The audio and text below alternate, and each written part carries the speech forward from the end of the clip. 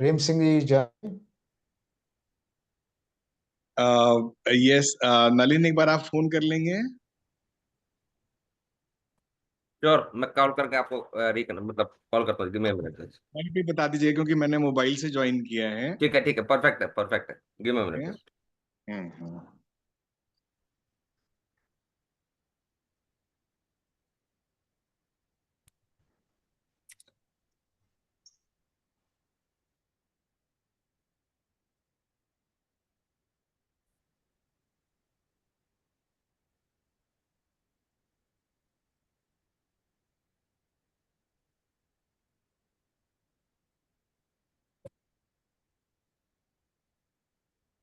राम सिंह जी, श्वेता जी को कॉल कर लीजिएगा।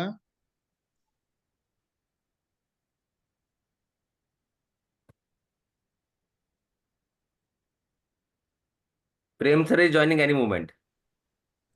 Thank you. श्वेता मैडम भी दिख रही है इस समय ग्रुप में। So are you Shweta ji, talking about Shweta from the Kolkata chapter? Then I'm here. Good morning. good morning. Good morning. नमस्कार जी madam. Shweta ji, good morning. Good morning. Good morning. Hi, good morning. Good morning. Good morning Hi, sir. Prem. Morning, Good good morning, morning. Good everyone. morning. Good morning, Dr. Rao. Good morning, sir. Good How are morning. you? Good morning, sir. Namaskar, pranam, charan sparsh. Namaskar. नमस्कार sir. Namaskar. Thank you. So everyone is in? Yes sir. Yes sir. ये Okay, okay. So friends, good morning to you. Thank you very much for joining on this call. Go through several phases. It was founded more than 40 years ago. One of the founders is with us, coaching us, helping us, teaching us, training us as to what the vision was, what the dream was at that point in time, how we have been doing, and how we can do even better. Honestly speaking, I think we are lucky. We are extremely fortunate that we have somebody who has been a founder and who is investing time and energy to help us get better. Professor T.V. Rao, my salute to you. And Thank you. I say charan sparsh for you, sir. You have been a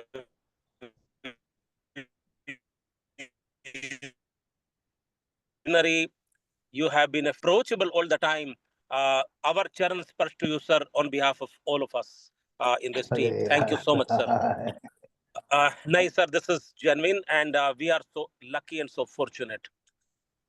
Friends, for the last several years, and particularly in the last 1.5 years that I have been in this role, more than 1.5 years, I have been seeing that Professor Rao is extremely, extremely passionate about the cause of National HRD network, and we are extremely fortunate. So I won't take too long. Sir, thank you so much.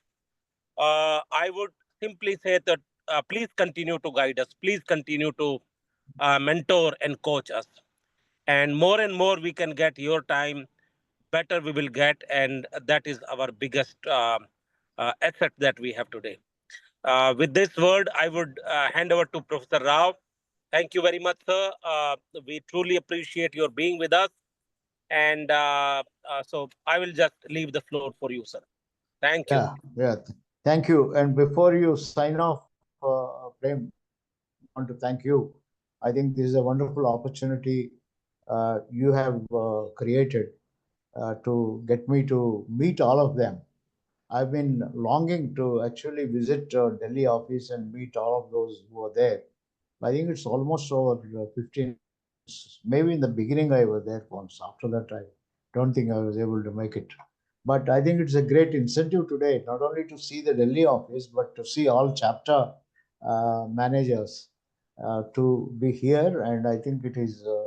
I think it's a great opportunity. Even I assume for you to have a get together like this. I don't know. I hope it's. This is going to be the beginning of when all of you can meet each other, greet each other, and share each other's views and whatever you are doing. I think this is a family. This is a very important family. And most of what you do in the background don't always get to be known by HR fraternity. I'm sure of the 20,000 and odd people that we have, I would I'd be surprised even if one person know what happens at the back, because every chapter only sees what happens when a great event happens. And normally our members are not more than 200-300 at any given point of time. So I think there should be a way in which people should get to know what happens. Your newsletter is there, Prem, but I think that is a lot more professional and doesn't communicate enough about what goes behind each one of these. Right.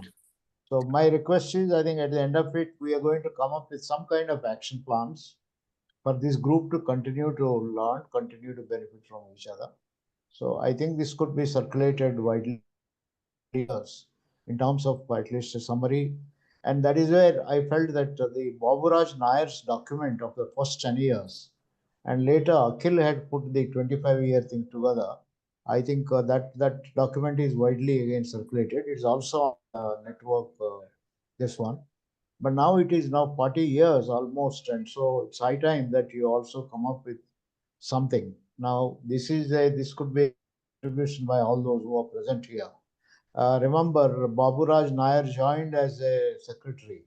In fact, his own background, if you look at it, he was in Ahmedabad, a stenotypist when he started his career. Then got into work with professional bodies. Then Academy of HRD, Rajesh Vidyasagar, Keith D'Souza jointly interviewed him in Bangalore, persuaded him, got him there. Not only, I think if you read his first chapter, it is fairly academic. We reviewed a lot of literature, looked at, I think one important point that he mentioned was about Henry Minton and other people's work on how professional bodies are hierarchyless, and they are differentiated, and integration becomes an important challenge and so on. Very interesting theoretical consideration Baburaj had. Baburaj later became a faculty in the Academy of HRD. When Academy shifted to Hyderabad, he continued to be there. He was there for long years, as long as Academy was there.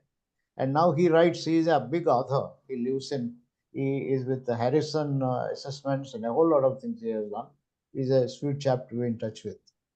I think look at his life. I'm starting that to say that there is nothing like where you are born, brought up, your initial career, which decides your future leadership. I think you can be leader. And this is the entire philosophy of HRD Network. Every one of us is born talented. What you can become is in your hands. I mean, that is the whole purpose. And the reason why I thought that we should have this is to therefore examine our own, the two things that I have selected. First, to deal with our own personal effectiveness. That is where you have written an interesting essay, Who Am I? And also role effectiveness. How well are we? And check out ways in which we can grow and utilize our potential. I think 15 of you can do wonderful things. Each one of you can do wonderful things to put the HR different orbit, and also to put your own career, your own leadership in a different orbit. I think this is very important, because I have always believed that if you want to get anything from the rest of the world, we have to learn to give. Giving is, in fact, this is what I was telling members also. Always try to give as a member of HRD network, the body, than to ask a question, what is network giving me? Network will give you, depends upon what you will give to network. So it's always a give and take in life. If we give our best to life, I think the life will give best to you. So that is the purpose with which I have started. I will shortly put up the design for the day. And I want to thank all of you, particularly Prem Singh ji, for writing this. I think you have always been very receptive. The moment I say something, you immediately welcome it. And Dhananjay operationalized it. I think the speed with which Dhananjay, you have circulated Baburaj Nair's documents, other documents, Avinash and all of you, I think many of you may have had roles in this. I think this is wonderful. As I mentioned, this order also motivates. When you are interested, any teacher, if those who are learning are interested, will get motivated. And also teachers also learn. This is also I learned. And it's very nice to what you have written in your Who Am I write-up and role effectiveness. I will discuss about it during the session. So, Prem Thank you, Singh ji, sir. I think it is, whenever you are, please stay on as long as you want and join back whenever you feel like. We are going to be discussing 2 or 3 things. One is we will look at what is the role of personal effectiveness. How do we become more effective people? Sense of efficacy, the who am I, the question that they have written. Then we look at their role effectiveness. I've given them a tool, 2 tools which they have answered. These are more as backdrops, and ultimately what we should do is to share quite a lot about each one of us with others, and also come up with at the end of it some kind of a plan for making ourselves more effective and both in our roles as well as human beings. This is what we are going to do. Most welcome. If you feel like if we can join in the last 15-20 minutes, that will be great, because that is the time we'll be discussing some kind of action plans. I will Okay. expect each one of them to talk on that. So it's up to you. You're most welcome to stay through or join whenever you feel like. So thank you so much, Thank you. Professor Rao. And I would also just add that in the last 1.5 years, we have done 2 workshops Yeah. for the chapter managers with Dr. with Dr. VP Singh. So first one was about a year, more than a year back. That was only for the central secretariat staff.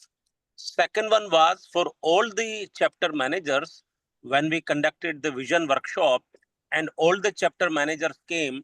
And yes, the third one was another workshop in Kolkata when we held our national conference. All the chapters came together there also. So similarly, we had conducted 3 such engagements, but those were more on the personal effectiveness in terms of goal setting. How do you get more efficient with respect to measurement, delivery, impact, etc. Today is a workshop which will take this journey to even a higher level. So we are so happy. So thank you so much, sir, once again. I will try to chip in once in a while, but I must confess that I have a couple of other meetings lined up. Therefore, I may not be able to stay through, but I will try if I can join towards the end. However, difficult to commit because a lot of things keep on happening, and Singhanias keep on calling me once in a while. So a little uncertain on my part. So please forgive me if I'm unable to join, sir.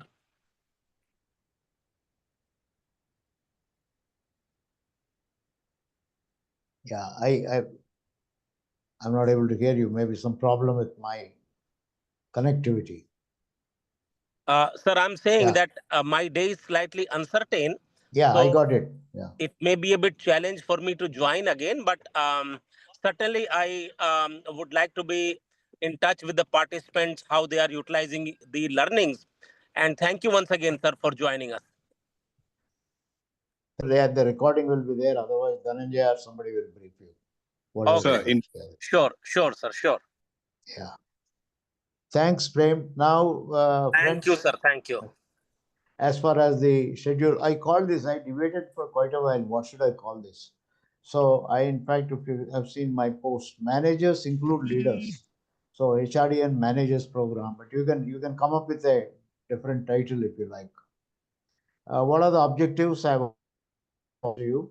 What I thought was enhance personal and role and institutional effectiveness. I think how to be, first of all, it's important, each one of us, how to get the best out of ourselves as a human being. Because HRD network or wherever you work, whatever organization we work, is only a part of our life. Our life is much larger than the organizations where we work. Although for most of us, organizations are our lives. So this personal part includes a lot more. The family, I think some of you in your Who Am I write-up written about the roles, various roles you perform, as a husband, as a wife, as a spouse, as a daughter-in-law, daughter, and so on and so forth. So there are a lot of it. So how can we be effective as human beings? And in terms of whatever role that you are performing, make the institution where you. I'm one of those who believe, I think this is something for our HR people, I don't need to say this. If your institution where you work is what provides us happiness. In fact, a large part of our happiness is decided by the place of our work. So it's important to create great institutions so that we are constantly happy. And this is through self-discovery, plans for career, role, social effectiveness. The inputs are on integrating self with institutional goals through exercise on personal and role effectiveness, meaning and importance of professional development, and NHRDN's opportunities of future and possible action plans for self and institution already there. Tentatively, this is how I started. We are on introduction. Then I'll go on to sharing of who am I, what you have written, what is there is a psychological interpretation to us.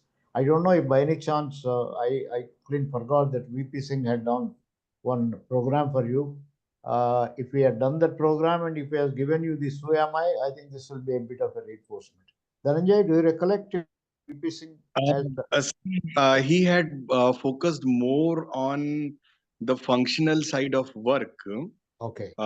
Mr. Prem Singh talked about the goal setting and all, and excellence in customer centricity and other things. Unlike the way you have presented it, is entirely different, sir. It begins with the core of self-awareness and other things, sir. Yeah, that's right. Yes. Then we go on to do a little bit of SWOT of NHRDN and its chapters in groups, share where we should go from here. We may not require 45 minutes, but I thought that we do that. Then we go on to discussion of your role, what role of effectiveness, and end up with the action plans for the future. This is broadly what I have. Any quick comments on this before I go on to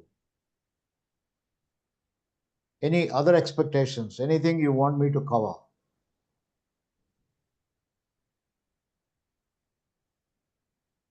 Well, This is comprehensive, sir, for today at least. Yeah, Nalin? This is comprehensive for today, sir. Yeah, okay. But you can always come back to me, and I'm quite flexible in case. A few things. What I want to say here. I'm sure most of you know this as an introduction. We are all working for this HRD profession, Human Resource Development profession. We are all, the National HRD Network is a professional body which is set up to promote the when we started in 1985, when we began in 1974, both Uday Parikh and I were very clear that HRD is much larger and it's life for us. But I think this is more as professors, it is in our minds. It was never articulated. It started as a performance management exercise in L&T. But if you go through our original principles in L&T, the 14 principles which Uday Parikh has formulated, were largely dealing with how to make organizations as places of work, happy places of work. That is where we conceptualized. If an organization like L&T can create competencies to do the jobs well, current jobs and future, and also create motivation, we use the term commitment. How do you motivate employees? And also build culture, competence building, commitment building, culture building. Now, the most critical, any HR system that we promoted deals with how do you motivate employees and how do you help them to learn, acquire. Performance appraisal became a tool for competency building in those days. And feedback became a motivation tool. Incentives, which were embedded into performance management, became motivating tools. Potential appraisal or promotions also became motivational tools. So all the tools that we worked on, 6 tools we identified, were either competence building or commitment building or culture building. Those days we didn't anticipate HR will one day become life. Now what do I mean by life? By life I mean whatever happens in our country is in a way HR. Now if you look at even when we formulated HRD network, you will find definition of HRD at two. HRD in organizational context, you will find HRD in national context. These are from day one. By 1985 itself, we recognized HRD is not only for organizations. What is true for organizations is also true for countries. Now, this came starkingly when I was working in 1992 with the Commonwealth Secretariat. I was there for a few months. There was a HRD working group that was formed by Commonwealth Secretariat, which consisted of some ministers from Commonwealth countries. Strangely, to be chaired by Sam Pitruda. At that time, he was very prominent in India, working very closely with the government. But at that time, he was not in the best books of the government. That was during Dr. Narasimha Rao's time. But he was there. He was still a technical advisor and so on. But for some reason, ministers from different countries decided that Pitruda should chair it. But of course, Pitruda was merely a chairman. I was requested to review the experiences of Commonwealth countries that have developed fast, which includes Canada, UK, Australia, and such other countries, Commonwealth countries, who have developed, who had very high, good rankings in human. First time I came up with this concept called Human Development Index, done by UNDP. I hope you are all aware of it. UNDP, United Nations Development Program, classifies all countries on the basis of Human Development Index and ranks them 1 to number. First year, 1990, the first report came. They ranked 110 countries in the world. They are not concerned only with Commonwealth Secretariat, 110 countries. They said countries that have well-developed human resource are countries who have three things. Number one, the people in the country live longer. So very sensible. Know how to live longer. That means your country has well-developed human resource. Number two, people in the country have good skill base. Skill base measured by mean years of education. Education is considered as a skill base, mean years of schooling. And I think over a period of time this went on. That means nowadays there are many indexes of skill base and so on. So if people in the country have a good skill base, number of years of schooling which is higher, they live longer. And then the third index was their quality of life. Quality of life means that you should be able to enjoy the life that you are doing. Nowadays, what Bhutan calls as happiness index, number one country, I think they combined all of it and they said, if your purchasing power is high and you are able to have 2 square meals a day, have good housing and take care of good health, all these things constitute your quality of life, then you are a well-developed country. So three things they have put together. Number one, I think you should live longer. Number two, you should have skill-based education. And number three, your quality of life should be good. They quantified on the basis of data supply. This is 90 Human Development Report. In 92, I am working as a consultant to Commonwealth Secretariat. Imagine when I read the and discover, I go with a lot of pride about my country and go to London. I am sitting there in Institute of Development Studies and I discover India ranks 90 among 110 countries on human resource development. So you may feel proud and say, I started HRD in L&T and we started HRD network, all those kind of things. And we have XLRI, IIMs, IITs and so on. But you see, 9 countries and we are third largest, actually second largest in population in the world, third largest in technical manpower. All that these are facts. But your people can't live longer and your people don't have good quality of life. No wonder you are 90 on. It has put me to shame. I couldn't share with anyone that my country, about whom I am proud, ranks 90 among 110 countries. 89 countries are better than my country. So that gave me a lot more determination. I must discover what makes those countries who score number 1, number 2, number 3 in Human Development Index and so on. That is when of course, the Commonwealth Secretariat prepared the report, which was called as Foundation for Future. It was supposed to be circulated among the Commonwealth Heads of Government meeting, which was held in 1994.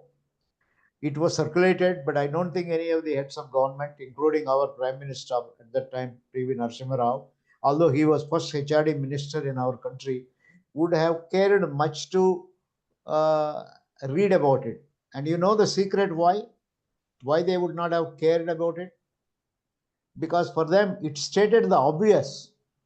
Obvious was, if you want to have a well-developed country, you focus on adult education, you focus on primary education, you focus on secondary education, you focus on technical education, you focus on their development, you focus on making government enterprising.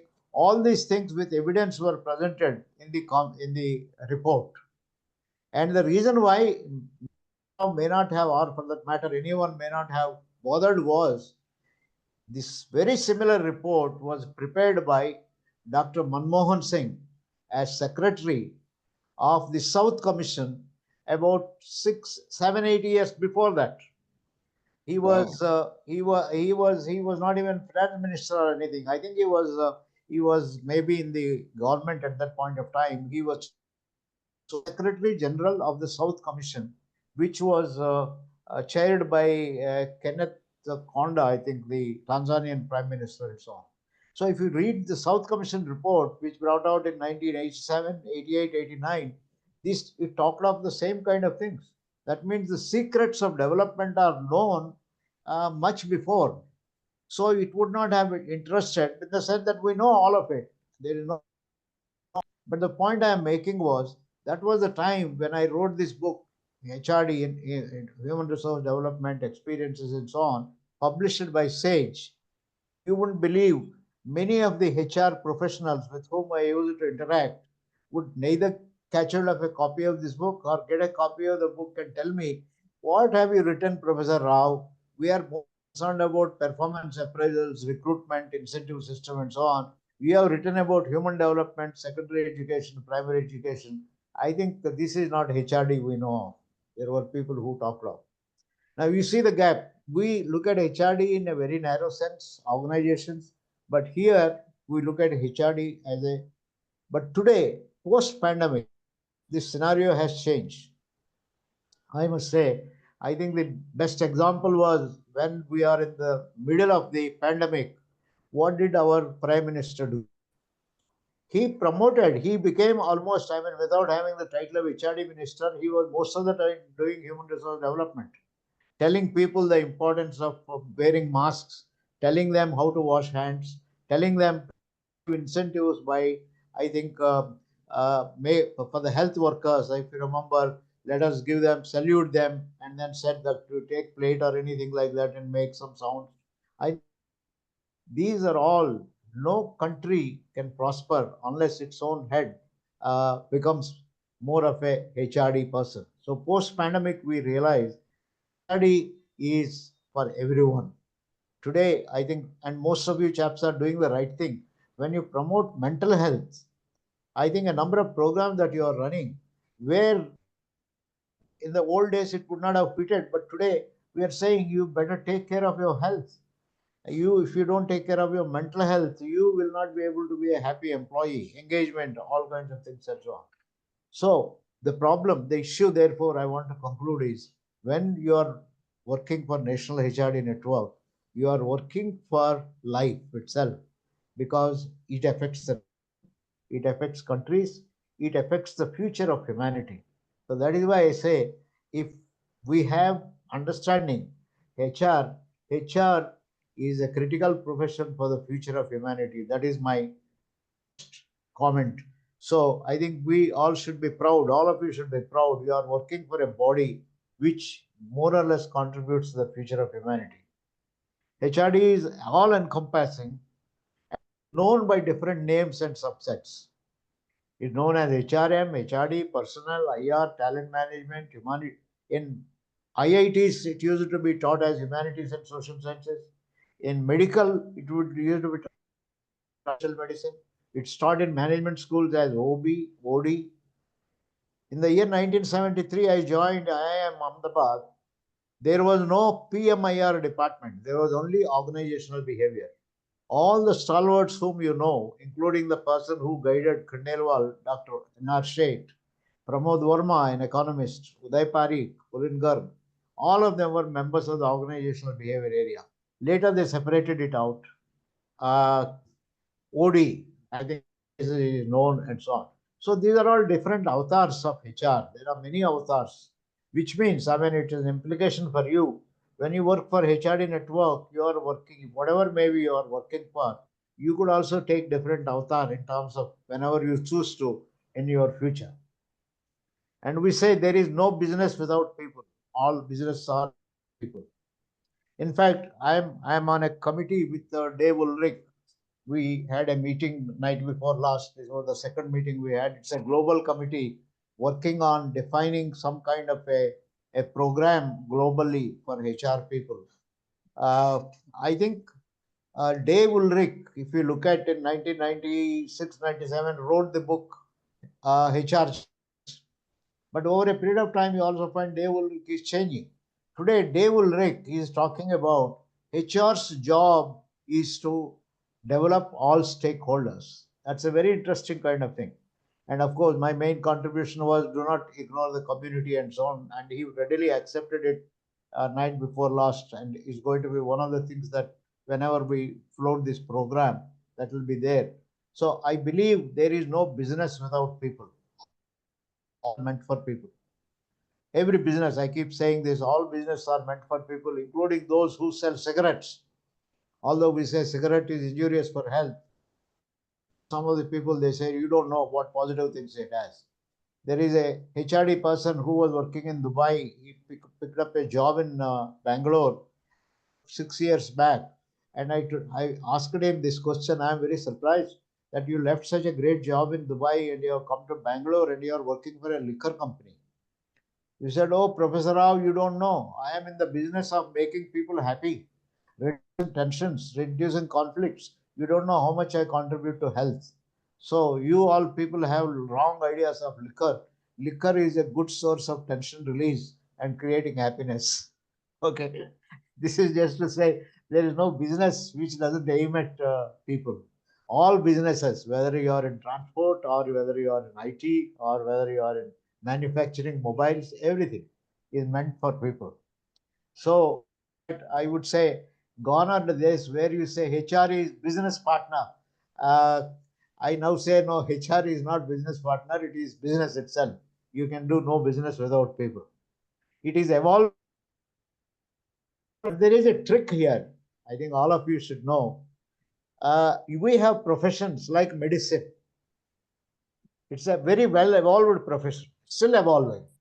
I think evolving, for example, medicine today is faced with a challenge. I think I'm sure it is evolving because they still have to discover what happened after 9 months in space for Sunita Williams. What happened to all the other person? What happened to their bone structure? How did they manage themselves? So many things. Medicine is evolving because situations are evolving. But medicine is a definite profession. There is a Medical Council of India. There is a professional certification, and you can be denied to continue as a doctor if anyone finds that you have not followed certain practices. Your degree can be taken out. Law is a thing. Engineering, same kind of a thing. They don't implement, that's a separate thing. Teaching is a profession. Unless you go through your beard, you can't even teach in a school. Nursing is a profession because well established. There is Nursing Council of India. There are nurses are trained. Chartered accountancy is a profession. They are more evolved professions with definite charter. They have a body of knowledge. They have certifications. They have regulated entry and sanctions. But HR is not. HR is not. For that matter, management is not. Because anyone can be a manager. You don't have to have an MBA from any one of these B schools to be called a manager. We have come across many managers who don't even have, I think, who are just graduates. In my colony, I keep interacting early in the morning. I mean, yesterday I met two chaps who work with Deloitte, and one of the persons happened to go to America. One Ashish Nanda, who happened to be a student of IIM, who later became director, and she was telling me how what great interactions she had with Ashish Nanda at Harvard Business School and so on. And at the end of it, she said, "You know, we are not lucky people like you. I'm a chartered accountant. My husband is a chartered accountant. She works in Deloitte." She says, "We're not lucky people like you. We never went to college. You know, to be a CA, you don't have to go to a regular. I mean, you might do a BCom or MCom and so on, go to a college, but you can also appear privately and so on. We never went to a college, but still they are a part of CA, very well regulated. You have to pass the exam, the articles, the practice, all kinds of things. So it's a body of knowledge, regular certification, entry, and you can also be punished by the chartered accountants body and so on. Management. Nobody can call you. You can't call yourself manager. Or in HR, nobody can call you. That is why you find anyone without any great certification. There are many people who have become HR professionals and have done good job. Not that they have done any bad job or anything. They have done a marvelous job. But if you look at their qualifications, their qualifications are paltry qualifications in terms of whatever we measure. So HR is still evolving as a profession. NIPM has made some futile efforts, and about 5-6 years ago, they asked me to make one more effort. They some of the MPs to already ready to pass a parliament in a parliament a law, but you can't pass a law unless you have the basic document. They requested me to prepare a basic document, but unfortunately we couldn't progress. I gave up after some time. I said, first thing that you require, if you want to go and get a parliament law enacted, you must know at least how many professionals are there in the country. Can we first prepare a directory of HR professionals? The 20,000 members we have and 10,000 of NIPM and 10,000 of ISTD don't constitute the entire HR profession. My estimate, there are at least 1 million HR professionals in our country, carry different kind of names. This is my rough estimate. And we put somebody in NIPM to do this, but unfortunately, they could not even make a beginning. As a result, I said, if this is what your chapters are doing, they can't even give me a list of, for example, they wanted to do it starting with Kerala, and they could not number of HR professionals in a state like Kerala. So I said, you can't. Your NIPM chapter in Trivandrum and Cochin and so on can't even give this. Where is the question of going to the parliament? So I'm just mentioning to you, we have a long way to go for HR to be called as a profession with its body of knowledge. But in the absence of it, it doesn't mean that there are no qualifications. I mean, you go to XLRI, you're already on the top of the world. Go to TIS, you're on the top of the world. So that way, in terms of qualifications, we have. But if you don't have that qualification, it doesn't mean that you are not a. So we have, I think, we still have to evolve as a HR as a profession, but it doesn't matter. It should not disappoint us. So that is all about HR. I think we are in a great profession. We should feel proud that we are in an evolving profession, which has evolved, which has a body of knowledge, which have societies, which have ethics. At least I think we keep reading out our code of conduct and things like that. All these things are there. Now, in this, what is the secretariat's role as a manager of activities? This is my view. You are a significant part of the building. Managing association or society is not a small thing. Quite often, I feel managing a corporate sector is much easier than managing a society.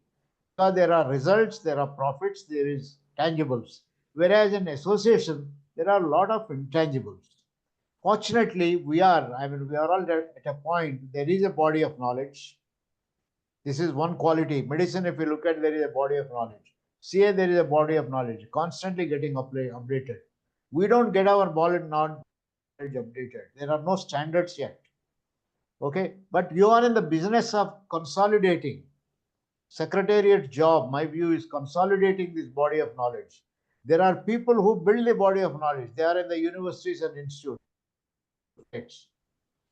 building the body of knowledge, disseminating the knowledge. This is the job of the secretariat. This is a job of everyone, but this is a particular. Now, this is no mean job. I want to tell you a secret. Dr. Uday Parikh, you all know him. I don't need to say anything about him. He started his career as a teacher, then a researcher. He was in the National Institute of Basic Education. Then he was in IARI, established Indian Agriculture Research Institute. Then he went to work with Small Industry Extension Training Institute, SIET, in Hyderabad. Then he went to North Carolina with the Chapel Hill, setting up a population health center. Then he came to National Institute of Health Administration. So he was in agriculture, he was in education, he was in small industry, he was in sector, you name it, he was there. The all-rounder.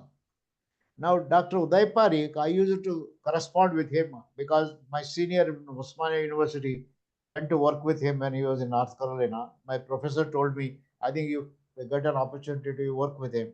So I wrote a letter to him from Osmania. This is 1967, 68, almost 60 years back. And what came a reply from Uday Parikh saying that, look, I am returning to India, so I'm sorry I can't take you as a PhD scholar.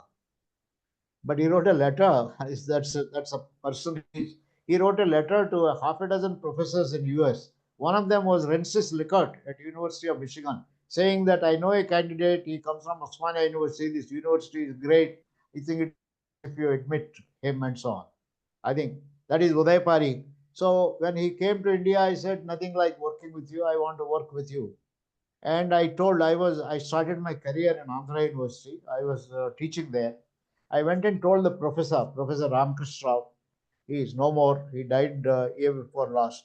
He was Vice Chancellor. He was also a minister of cabinet. He was brought from USA to head the cabinet and so on.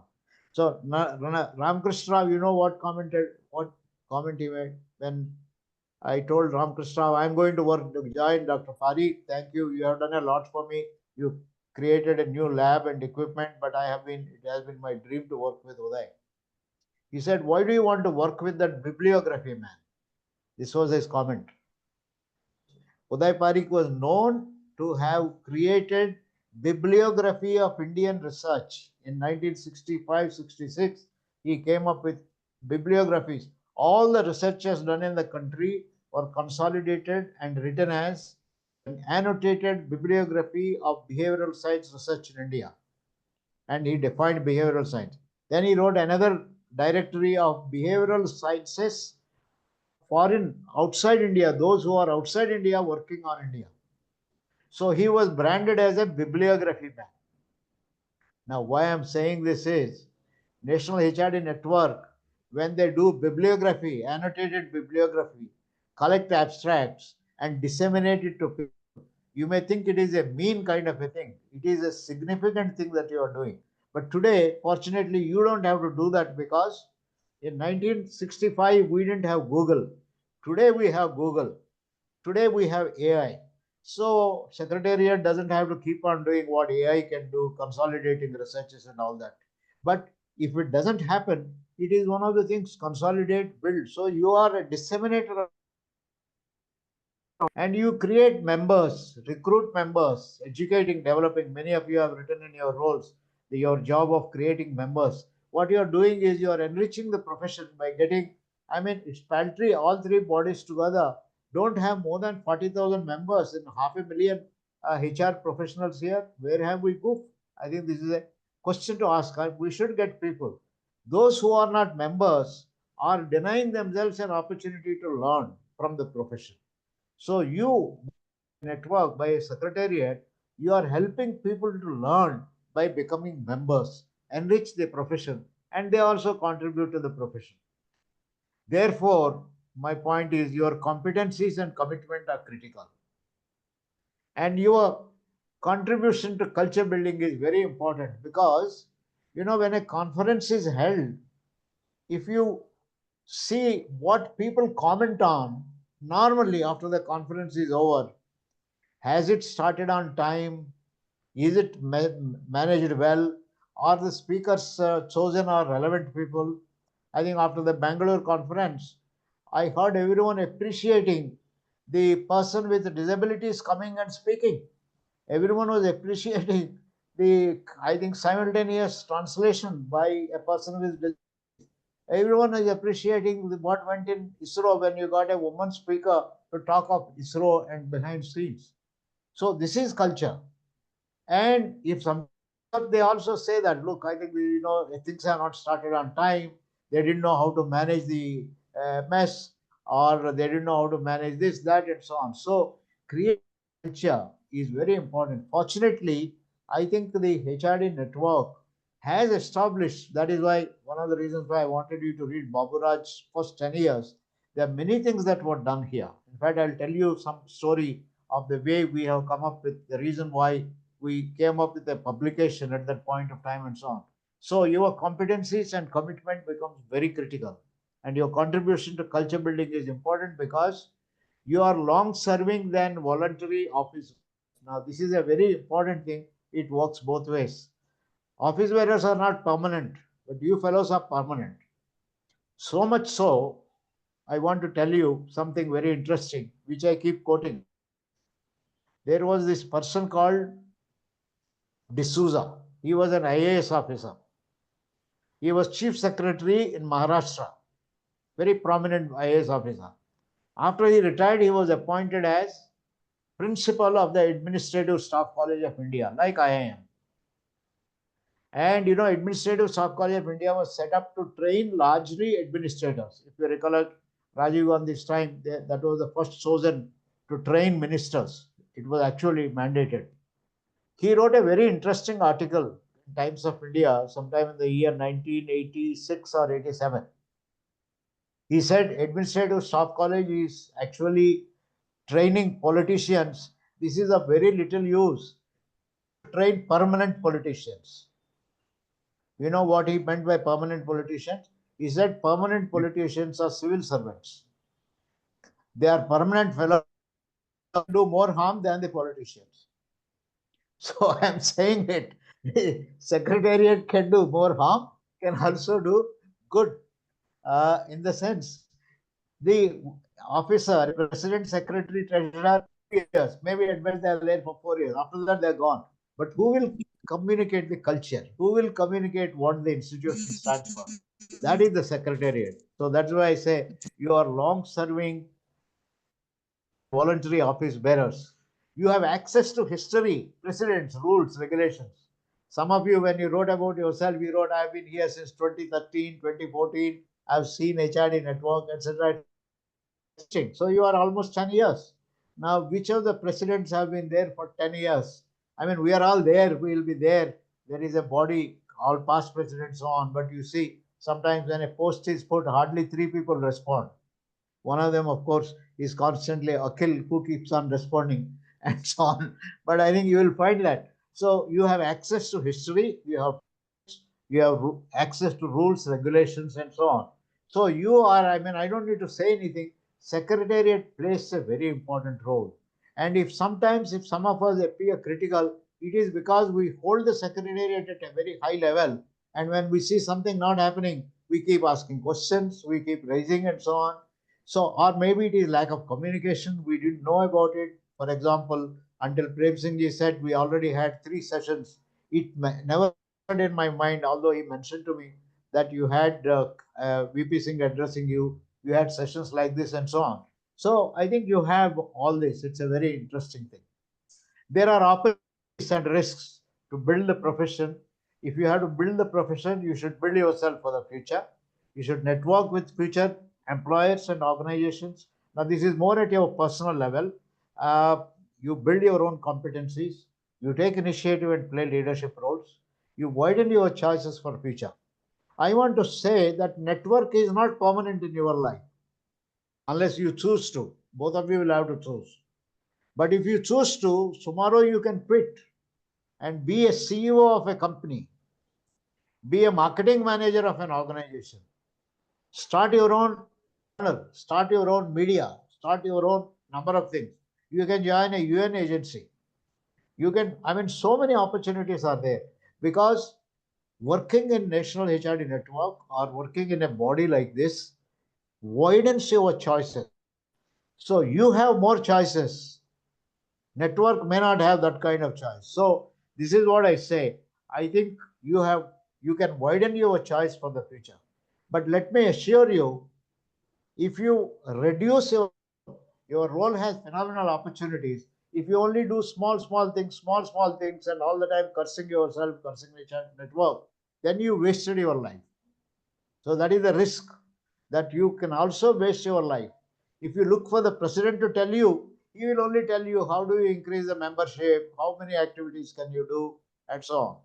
In Bangalore, for example, I have rarely seen the president in any of the activities, but he is a man behind many shows. He gets he stimulates the secretary and leaves them. He stimulates a group of people and leaves them. I think behind the scene, Anish does lots and lots of interesting things. It's not necessary that you should be visible, but what is visible is the secretariat. Yeah, at least I think the secretary is visible and so on. So the point I make is you should learn to enjoy your work and make a difference. There are risks in your role, which we will talk about. You can get saturated in your role. You can stagnate in your role. There may be ambiguity. You sometimes may get stuck here as an administrator. We don't want you to be all the time lifelong only organizing Zoom calls and then spending your life. I think that will be very unfortunate if that is what happens. I think you should not get stuck in one function. Although AI and its application, the way technology is changing, you can have stuck with one kind of a thing. You should not become a permanent politician, but there is always a risk. High salary and low salary is a risk, and sometimes if by chance you get a high salary, that is also a risk. Because if you get a high salary, you don't feel like leaving. If you get a low salary, then you are permanently unhappy and so on.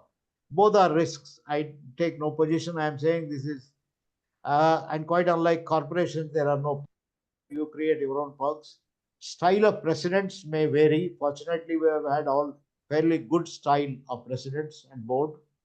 It's not so well defined accountabilities. In conclusion, I want to say use this as an opportunity to demonstrate your leadership, be an initiative taker, institution builder, enhance your role efficacy, create best version of yourself. Be aware of the nature of the body and appreciate limitations. Regulate your aspirations for tangible and enhance them for intangibles. This is the introductory lecture. I didn't think I will talk so much, but I think I've talked a lot.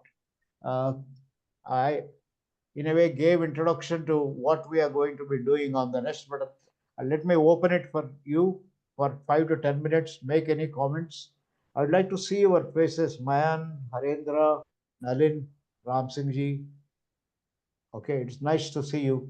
Otherwise, I feel I'm only teaching to walls or interacting with walls.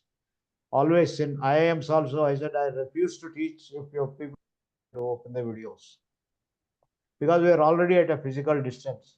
So any comments about the opportunities, about what you are? Those who are in chapters, you are combining all in one. Of course, you have the National Secretariat to support you. It doesn't make sense, whatever I'm saying. You can unmute yourself and tell me. Sir. Yeah, Nalin. Yes, sir. Makes sense. So to be very frank, it was a very good learning opportunity. And the way you have narrated the complete story, however, we are aware of it, but when it is coming from it is giving us a different perspective of what exactly the networks are and what exactly we are doing. Our roles, when clearly defined, when you correlated us with the permanent politician, I was able to correlate what exactly you want to communicate. It was a different eye opener, sir. Yeah. Thank you so much for bringing these aspects in front of us. Really feeling blessed that I'm getting an opportunity to learn from you, sir. Yeah. Dhananjay ji, you were saying something, please. Yeah. You see, there Thank are some civil servants who will not let a minister do anything. Say, sir, this has not been done in the past. You should not do it.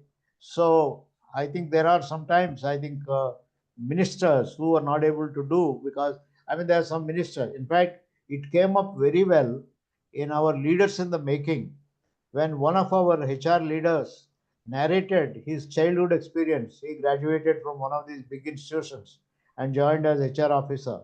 And then he was asked for a second time Provident Fund loan by a union leader. And the HR leader, one of our 30 people, if you read that book, you will understand who that is. He apparently told him, I looked at your record, you have just taken the loan a few months back, you are not eligible for another loan. So this union leader told this fellow, you came from XLRI, you are an IIT graduate, you did all these great studies, all that you have learned in HR is to look at the rule book and tell me no, then why are you here? What is the use of all your education? He said that shook him. So that is, I mean, permanent politician is you don't tell people. I think you may that doesn't mean that you don't tell. You also tell, no, sir. If there is ethical issue, sorry, this organization stands for ethics. Please don't do this. These are all things. Dhananjay. Thank you, sir. Thank you, Nalin. So, the words, English words which are written there in the bylaws and everything, the way you have shared in last some time since the session begins, uh, the soul behind it is no one else has shared like that, sir. In one sentence, I will say that uh, the music behind those words, the core pure passion behind those simple words is something which is a takeaway for me for this part of the session, sir. Thank you. That's very nice. Nice to hear from you. Any other questions, issues, comments? I think you are either you're all overwhelmed or you are in a great absorption. That's fine. Okay, should I go ahead with what? Indeed, sir. Okay, Sugan, is that Sugan Yes. Venugopal? Yes, sir. Okay, yeah. Neha, fine. Go ahead. Should I go ahead? Yes, sir. Pratima, Yes, sir. Singhi. Yes, sir. Okay, good. Okay. Sir, a small question. Yes. So you talked about salary part. The lesser salary feel dissatisfied, and the higher salary person feel that he should not go somewhere. Yeah. What is the definition of a lesser salary and a higher salary, sir? It is in your mind. Whatever is in your mind. Perfect. I am quite happy with what I get. I don't even get for my company. I am now working for my company. I don't do any work for them. So if I continued in IIM Ahmedabad, I would have drawn double the pension in IIM Ahmedabad, which is a government body now, than what TVRLS pays me. But I am very happy, my CEO, you don't even need to pay me that much. I don't need, because we have learned to live with 15,000 rupees a month, three of us during the pandemic time. What else do I need? I have a flat which is good enough. I had a house in Hyderabad which used to house every time HRD conference was held. It used to house many people, but some people stole it, and I had quite a lot of torturous one full year going around the courts and so on to get it back. Then we sold it, and I got a little money. And you know how I built that house was by a USID consultancy I did for 6 months in Indonesia along with Uday Parik. That helped me for 3.5 lakhs of rupees. I built. So, so I have a flat to live here. That is good enough. So it's all in your mind. I'm always amazed about the corruption that is going on in the country. I just don't understand, what do all these people do with all the money they earn? Why? What do they want to do? Any state, any city, where will you go? Because soon somebody or the other will catch up with you and will keep saying, you have committed that fraud, this fraud, and things of that kind. I mean, it is all, that is what I strongly believe what Gandhi said is right. It is in your mind.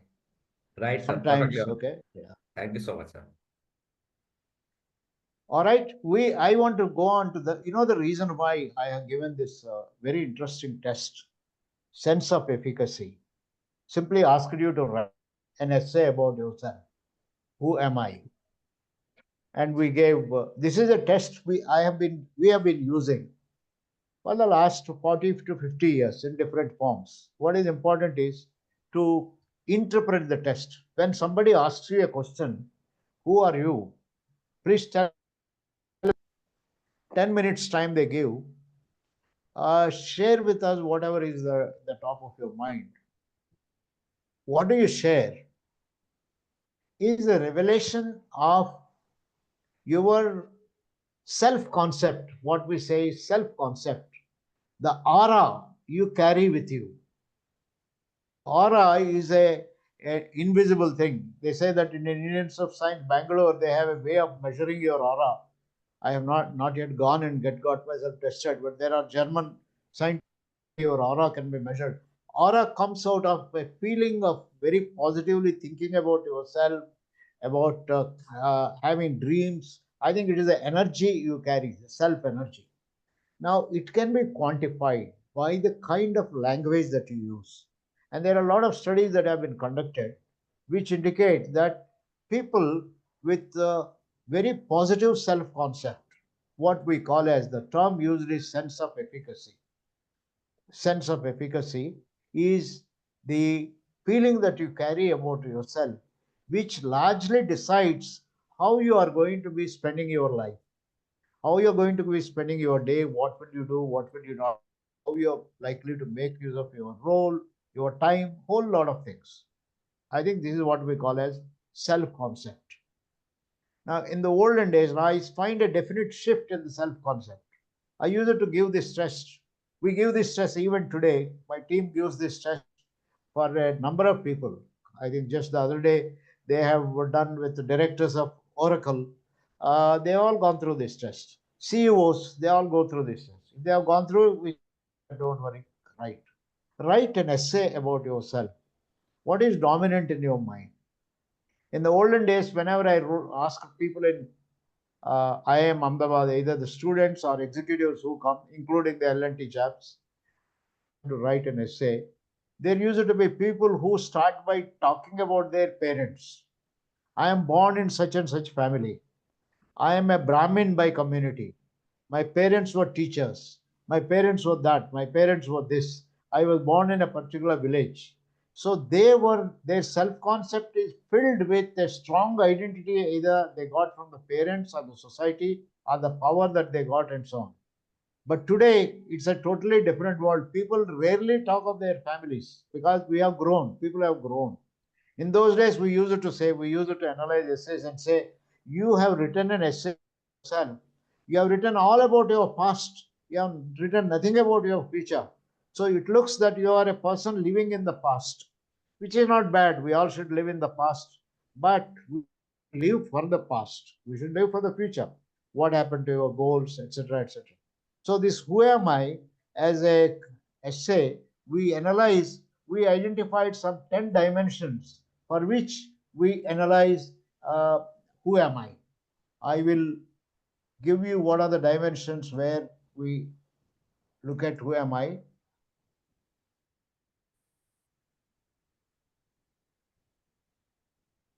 And I'll later give you an interpretation of your individual interpretations. I will give it to you to interpret. I've already downloaded, but I have not interpreted it. The self-concept, what is commonly referred as psychological sense of efficacy. You carry the sense of efficacy. Actually, whenever you introduce yourself to a stranger, suppose you get 2-3 minutes to talk, what kind of things you talk indicates your sense of efficacy. Look, somebody from IIM says, graduate from IIM.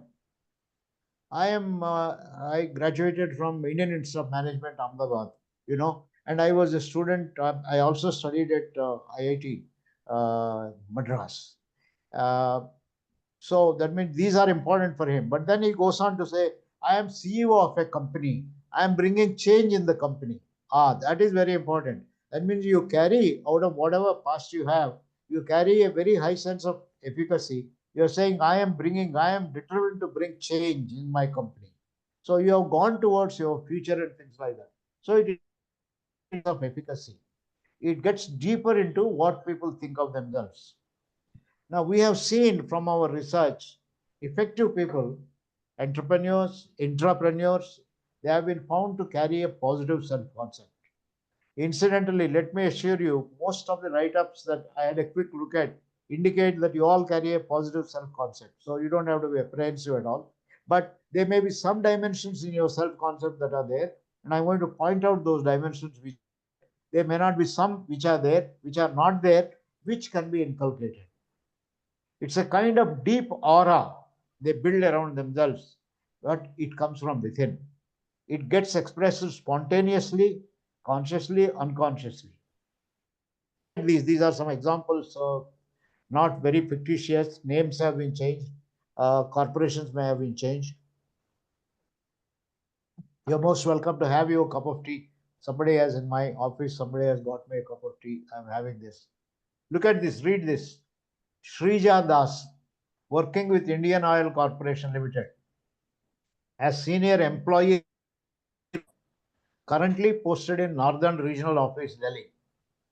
Having completed 44 months in IOCL, the journey has been wonderful and gave me diverse experience in various areas of HR like learning and development, separation, terminal benefits, etc.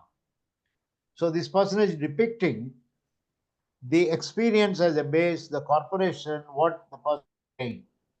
Coming to personal front, I have a small family of parents. For this person, this is important, who are superannuated, spouse working with Maruti Suzuki, and the most important and cute pet Joe. So pets are important for this person. I've recently moved to Gurgaon from Mumbai. Due to my father's transferable job, I've been to places across India, and that has made me comfortable in dealing with people. Now it's an important, what have I acquired? I am now comfortable with dealing with people in various situations. This is an experience. This is very consistent with what all things I have taken up in life, be it academics, extracurricular, or club activities. So she does take up some things in life. I like to paint. We call it initiative, especially mandala art form, and planning to learn resin art soon. I've also pursued a course on graphology. I like to visit places and travel, and after the ease on lockdown, I am planning to visit Goa soon. What do you get out of this? The person has some goals, enjoys work, acquired some experience, takes initiative, is learning driven, proud of the family, proud of the company that he is working with. So, on the whole, you find a decent, a good amount of aura the person is carrying. Started off with the past, with the current job, and so on. I'll go to another. I am Pratik Talukdar, currently posted as Senior Manager L&D Eastern Region. I am an MBA from one of the Pre-M Management Institute. So MBA by profession, I have varied interests which includes playing chess, studying about politics, driving, listening to music, watching movies. Basically, I am a very passionate person who loves to pursue my dreams. I want to see myself at the helm of all activities, participating creatively and positively towards the jobs assigned. So this is the goal in I want to be a team player, goal, but would love to lead a team when need to be. I love to use my experience, my sense of judgment, my analytical skills to carry forward jobs assigned to me and want to see my organization prosper. Because if my organization does well, I'll automatically do well. I love motivational tasks because they help me rejuvenate when I'm down. Love watching movies, which gives me strength to fight. Movies like Pursuit to Happiness, Chakde, A Beautiful Mind are all my time favorites. At times, I love to spend time in solitude, which help me to reunite my thoughts and proceed towards my goals. Also, love to learn about strategy of different organizations. To sum up, I'm a person who is passionate, trustworthy, loyal. Very interesting. Passion is evident, trustworthiness, continuous learning, very positive kind. I came from normal background with a lot of hopes and desires about the career. Always think life in a big way, and at the same time, I have charitable nature towards vulnerable people. Due to limited power, my contributions were restricted. But there is weakness of procrastination also delaying my success. This person identifies a weakness and says that this is delaying my success. Anyway, worked in Wipro for more than 2 years and also currently pursuing my MBA at prestigious institution, IIM Jammu. This IIM dream took 3 years of my time to get into this institution. I worked very hard to IIM while doing my night shifts in Wipro. I had many sleepless days and missed all the fun for my dream, as I know that what takes to reach you here won't take you there. So from this, I'm fully aware I should not satisfy, relax now. There is a lot to work and achieve, and also I want to get recognized. I work very hard to achieve these dreams. Interesting. Aspirations, satisfied with hard work, paints hard work.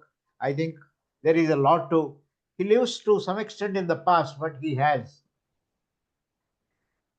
I'll not go on with this. I'll just give two more examples. I think Manjari Joshi, I have 15 years of experience with 10 years at my present company. I work with the new initiatives. I'm moving soon to product management division. On the product management perspective, learnings from all on how to make the right products, tips and best practices. Anything that is helpful for the role and have strong customer base.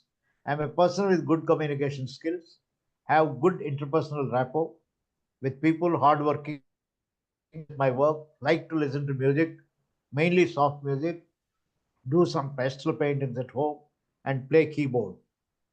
Spending family is what I enjoy. This person is highly affiliation oriented, love to take photos, and that can be memory forever. I also have interest in reading books. Cooking is something, and the person goes on. I'm not going through the entire kind of a thing. Okay, I can go on with this.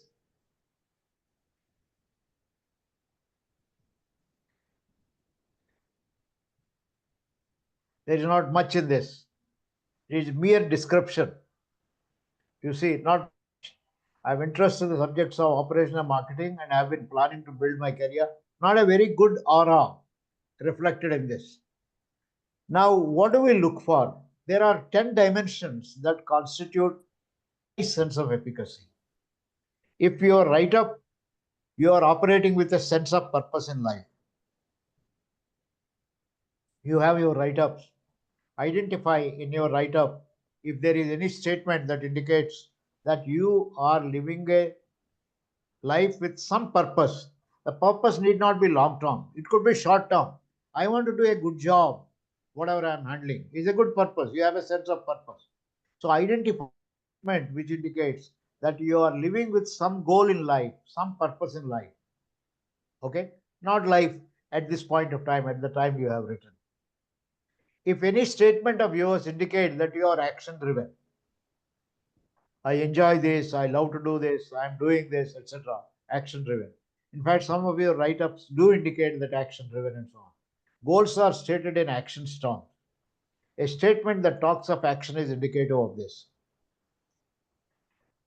We have differentiated. There are people who use it to write, I want to be the managing director of this company, as contrasted with, and ends there. And another person says, I want to be MD of this company so that I can bring lots of changes in the way people are functioning here. Or even if you say, I want to be the next CEO to increase the working hours per week from 70 to 90, it's still, whether you like it or not, it still is an action driven kind of a thing. Because you're saying, I want to be doing something but contrast with that, when somebody says, I want director, that we say is not it's a goal, but we call it an essence goal. Because you enjoy being a managing director, you are not focused on actions that are associated with managing director. That's an important distinction we make. But anyway, having a goal itself is, you see yourself as an initiative taker. Any one of, I mean, some of you have listed your strengths and carry this. That is indication. we score it for internal strengths. If you accept your weakness and you say, I am aware of the weakness, I am trying to improve, that also indicates a sense of efficacy. If you depict yourself as a problem solver in any way, so if faces in the past and you solve the problems, or facing now and you're trying to solve them, as contrasted with them. I'll send this PPT to you. You can go through this and keep analyzing your values. If you say, I am proud of my values, some of you have written this very well articulated. Value, integrity is value, transparent, whatever values you have. If you are living by your values, you are a value driven person. It adds a very good degree to your sense of efficacy. Self-respect, any statement that indicates that you respect yourself, you're proud of yourself. If you are driven by achievement, constantly learning, acquiring knowledge.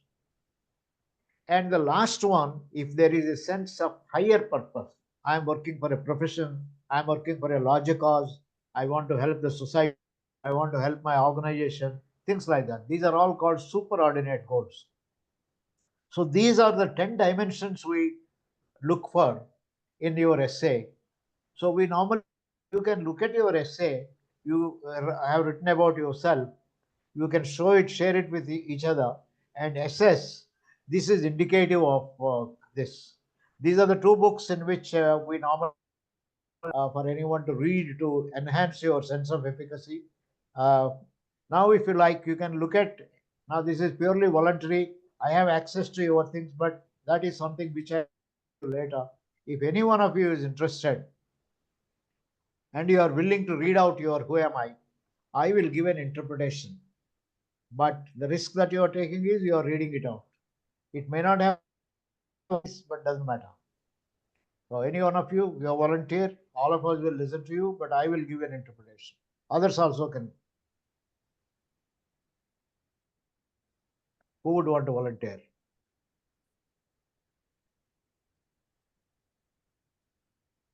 Yeah. If no one is ready, then I can volunteer. Yeah. Pratima, you want to? Oh, yes. Would you like to read out? Shweta is there. Shweta has raised hand. Shweta, you want to go You first? can go ahead first, then I'll follow you. Oh, sorry. Somebody else. Sweta, you said you wanted. Yes, sir. Okay. So, any one of you who, okay, let me start with Sweta. You said you claim to be the first. Sweta, and then Neha also. Yeah, you read out. Read Yeah. sentence. Yeah. So, yeah, here's this something about me. Yeah. As a teenage mom, my journey has been a blend of love, challenges, and resilience. Raising my son Interesting. single-handedly. Just hold on, Sweta. Yes, sir. Every word of what you write, after all, you chose a language and you chose a dimension. That is significant. So you are revealing a lot in that. Now, start read again first sentence. Yeah, raising my son single-handedly while balancing my professional life is no Raising easy my feat. son single-handedly. Okay, son single-handedly. Relationship and challenge. Okay, yeah. It's life is no easy feat. Professional is not an easy take. Yes. So that means I am having a challenging life. I have had a challenging life, whatever it is. Go ahead. But it's a responsibility I embrace wholeheartedly. I embrace wholeheartedly. Self-acceptance. I embrace it. I enjoy this. Self-respect. Very good. With over 13 years of experience in marketing and academia, I try to find fulfillment in every role with each day. For nearly 6 years, I've been associated with the Just National one sec. HRD Network. Just one second. Try to find fulfillment in each day. It is a goal. I am trying. I am living with a goal, sense of purpose.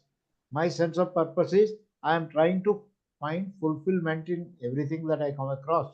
Very interesting. Yeah. 13 years experience. And then you are about to say something. Yeah. Go ahead. For nearly 6 years, I've been associated with National HRD Network Kolkata chapter, where my role inspires me every day. Yeah. As a chapter manager, I enjoy the freedom of thought and expression that keeps me motivated each day at work and help me bring the best of my abilities and creativity to work. Yeah. enjoy the freedom of expression, bring the best in my team. Initiative, that means you are saying that you have an opportunity to make things happen. You are enjoying, and also indicative of the strength. It allows me to connect with professionals, manage events, and drive initiatives that empower others. Initiative, action orientation. Despite the demands of my job and motherhood, I remain committed to pursuing my passion for digital marketing by pursuing an online course from IIM Kozhikode. Okay. In moment, Learning. yes. Yeah. In moments of solace, I indulge my love for reading and painting, which provides me with a creative outlet and help me recharge. Problem solving. When faced with whatever challenging situations, this is my way of solving my problems, reading my book, etc. etc. Interesting. So you are a problem solver, you take challenges in life, you live with a sense of purpose, you take initiative. Yeah, go ahead. Every day is a balancing act, but my determination keeps me focused on creating a bright future for my son while following my professional dreams. That is again a purpose. Purpose is to help him to find his future. Very good. And So at this the is all same about time, me. Professional dreams. Yeah. Okay. I think you have, what do you all chaps think? Very high sense of efficacy, sense of fulfillment, goal-directedness, problem-solving orientation, learning, perseverance. Okay. What is missing? So this For is you this to is what think about about. me. Huh? Pardon me, sir, I couldn't hear you. What is missing? I have not said anything yet.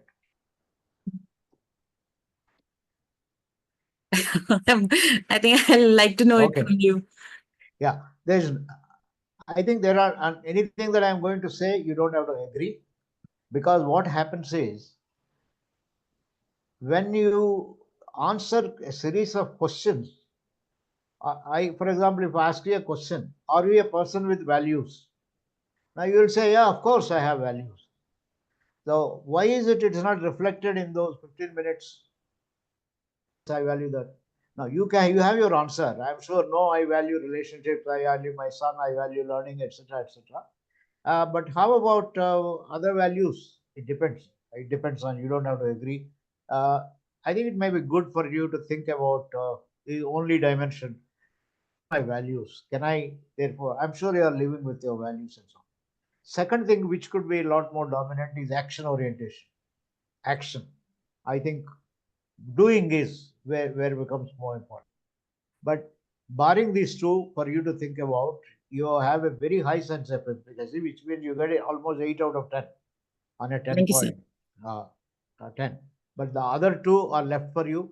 Normally, we tell people this interpretation I am giving, or when you go through, the purpose provoke you to incorporate these in your self concept. The purpose is not to say you don't have, because we conclude by saying everyone has all the talent that is required. But it's good idea. Can you be a little more action driven? Can you be a little more value driven? And your superordinate goals you're working for, can they be stronger, that you are working for a larger cause?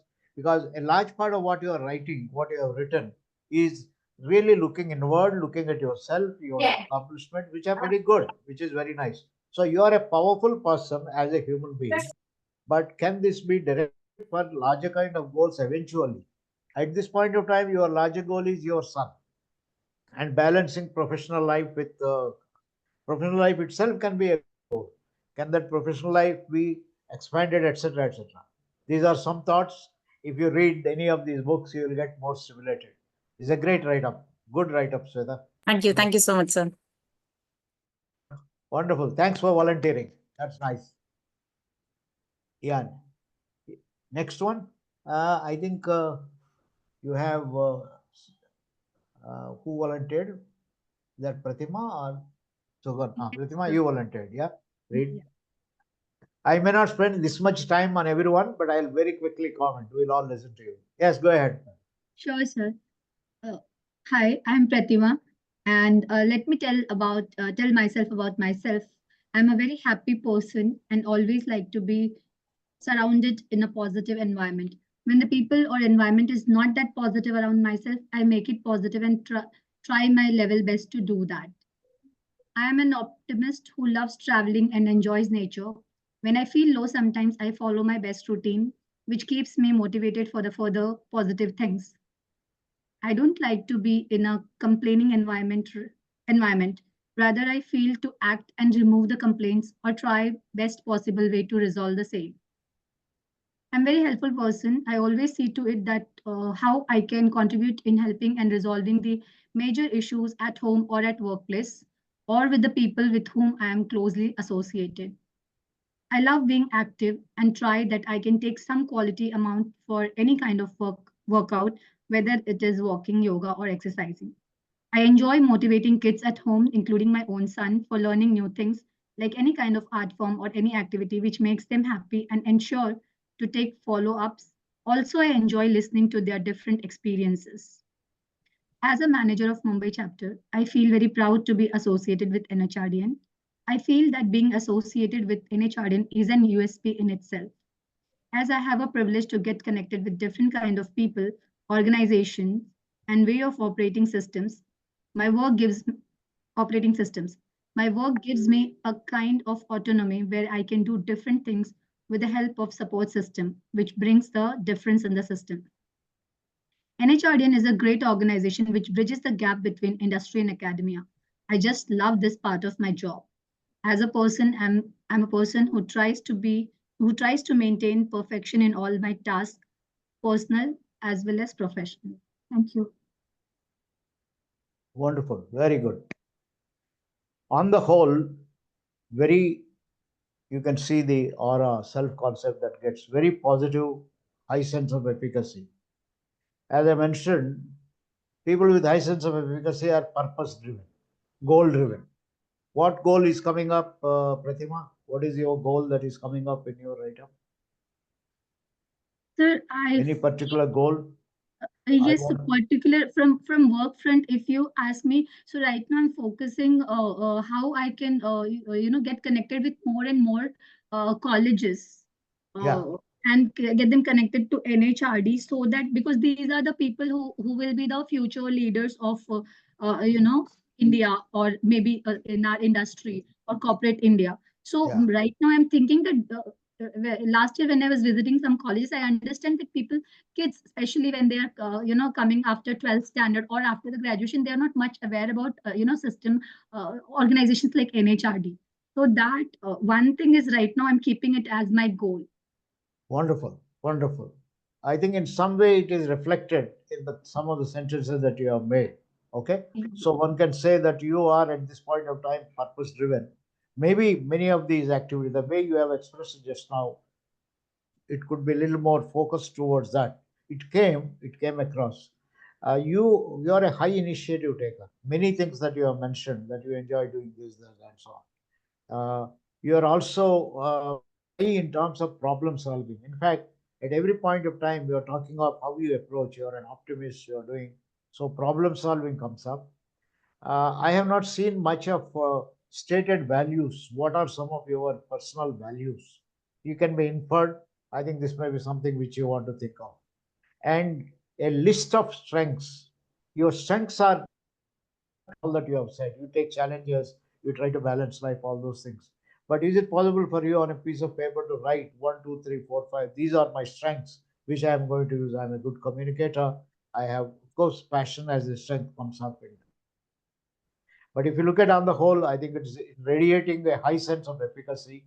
And when you go through this PowerPoint, which I will send it to you, you can yourself see there are one of the things which can be further strengthened on this. Okay. I'll also send my comments on your write-up later.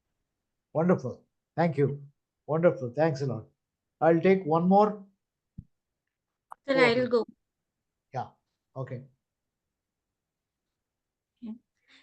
So I'll just read out. I am Neha Nagpal, a dedicated and passionate professional committed to excellence in HR. I come from a small town, Hastinapur in Uttar Pradesh, and play many roles in my life as a professional, daughter, wife, daughter-in-law, and a proud mother to a 6-year-old daughter. With over 14 years of experience, I have worked in financial planning, project management, people engagement, conferences, strategic partnership, database management, and adopting new technologies. Currently, I serve as the Director of Operations at NHRDN, where I create meaningful impact, build strong network, and drive key initiatives to shape the future of HR professionals in India. My journey has been about continuous learning and adaptability, and I believe in teamwork and leadership, where success is not just about individual achievement, but also about helping organization and people grow together. What I love most about my work is connecting education with industry, fostering leadership, and driving innovation. Whether it's managing HR initiative, organizing any conference, or bringing industry leader together, I take pride in helping professionals learn and evolve. Beyond work, I'm always looking to grow and learn, and I push myself outside my comfort zone, embrace new challenges, and believe in the power of networking. I value integrity, perseverance, and impact driven leadership, and I welcome challenges and embrace changes. For me, hard work is the key, and I firmly believe that there are no shortcuts to achieve true excellence. And I try to stay committed to my goals and take pride in putting in the efforts needed to create meaningful and lasting impact. Outside of my professional life, I love adventure, exploring new places, traveling, and spending quality time with my family. And my mind is rooted in spirituality, guiding me towards inner peace and self awareness. That's all about. What is interesting in your write up is the last sentences where you highlight what you value: integrity, hard work, and things of that kind. Very clearly stated as your values, and also purpose. When you started off your essay by talking of the experience that you have had in different organizations and specializing in finance and other things, I think it will be very useful if you can start thinking of what has this experience given you. In terms of experience itself is a strong point, is an internal resource.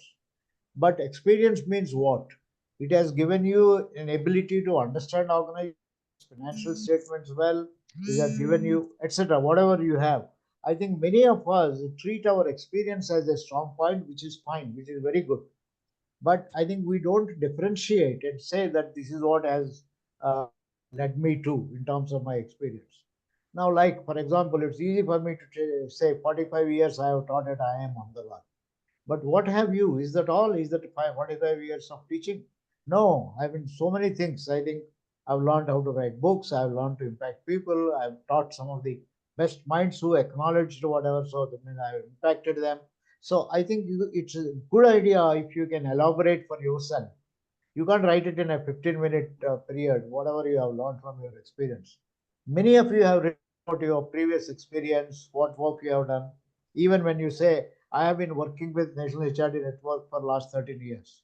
It's a good statement, very good statement. But can you at some point of time, in fact, I would encourage you to write, each one of you to write your story of working in HRD Network. Your story should indicate, in the last 10 years I worked, 6 years I worked, what have I done? What impact what have I learned? And how did it make difference in the lives of other people? This is the most important thing. Our action and the result of this action, any action we take does something to us. That is the experience, builds our strengths. But it also does something to others. Something to others is it makes others better.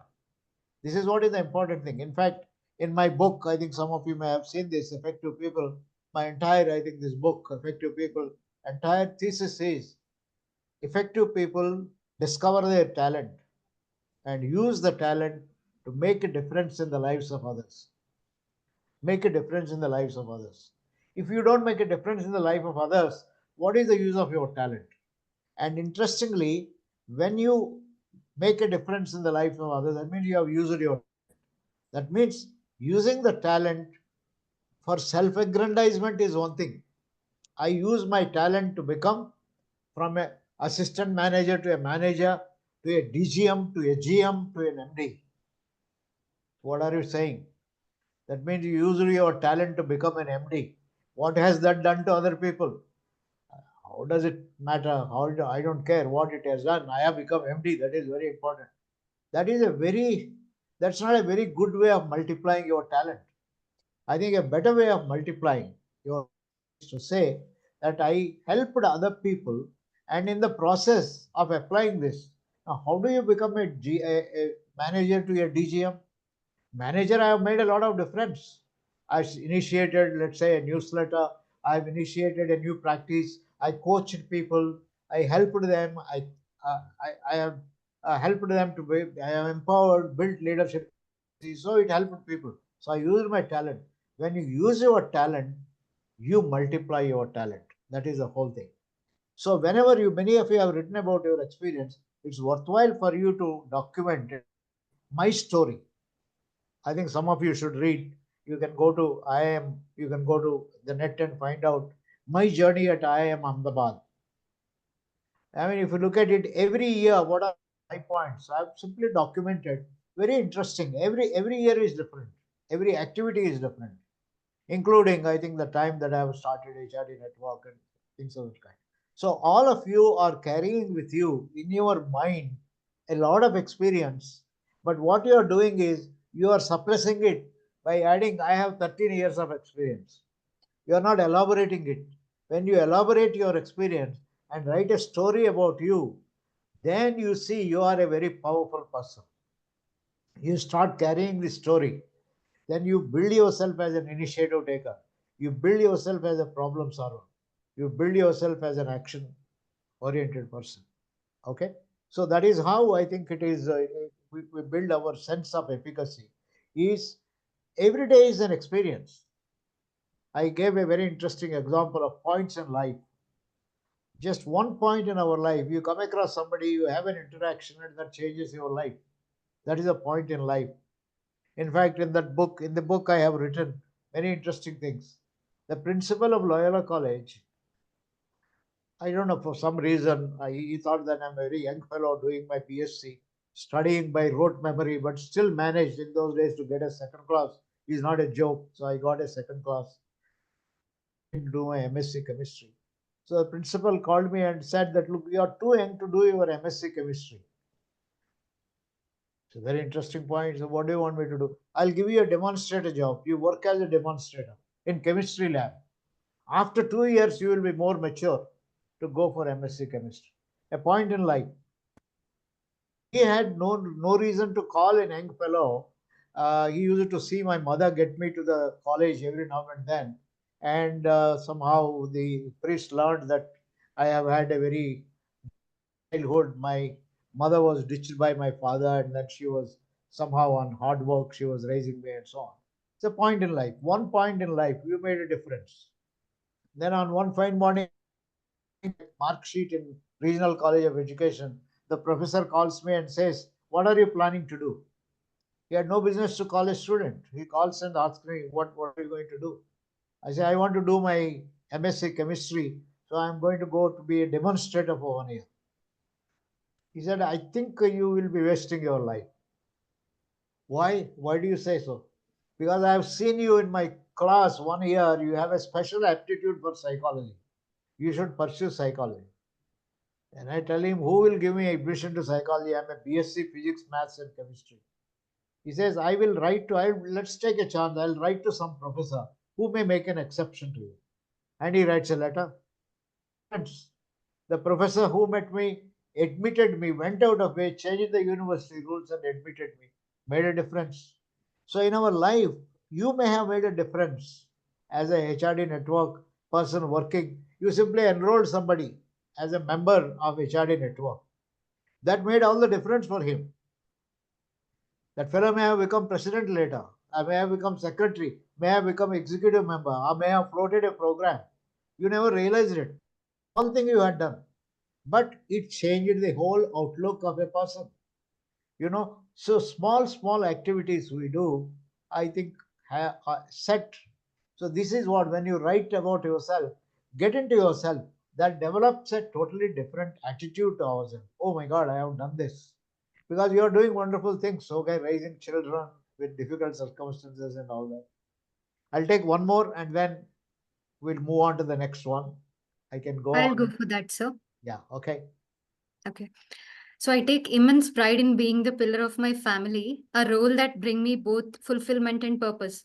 Supporting my loved ones and helping my sister achieve her dreams is not just a responsibility, but a source of strength that fuels my confidence.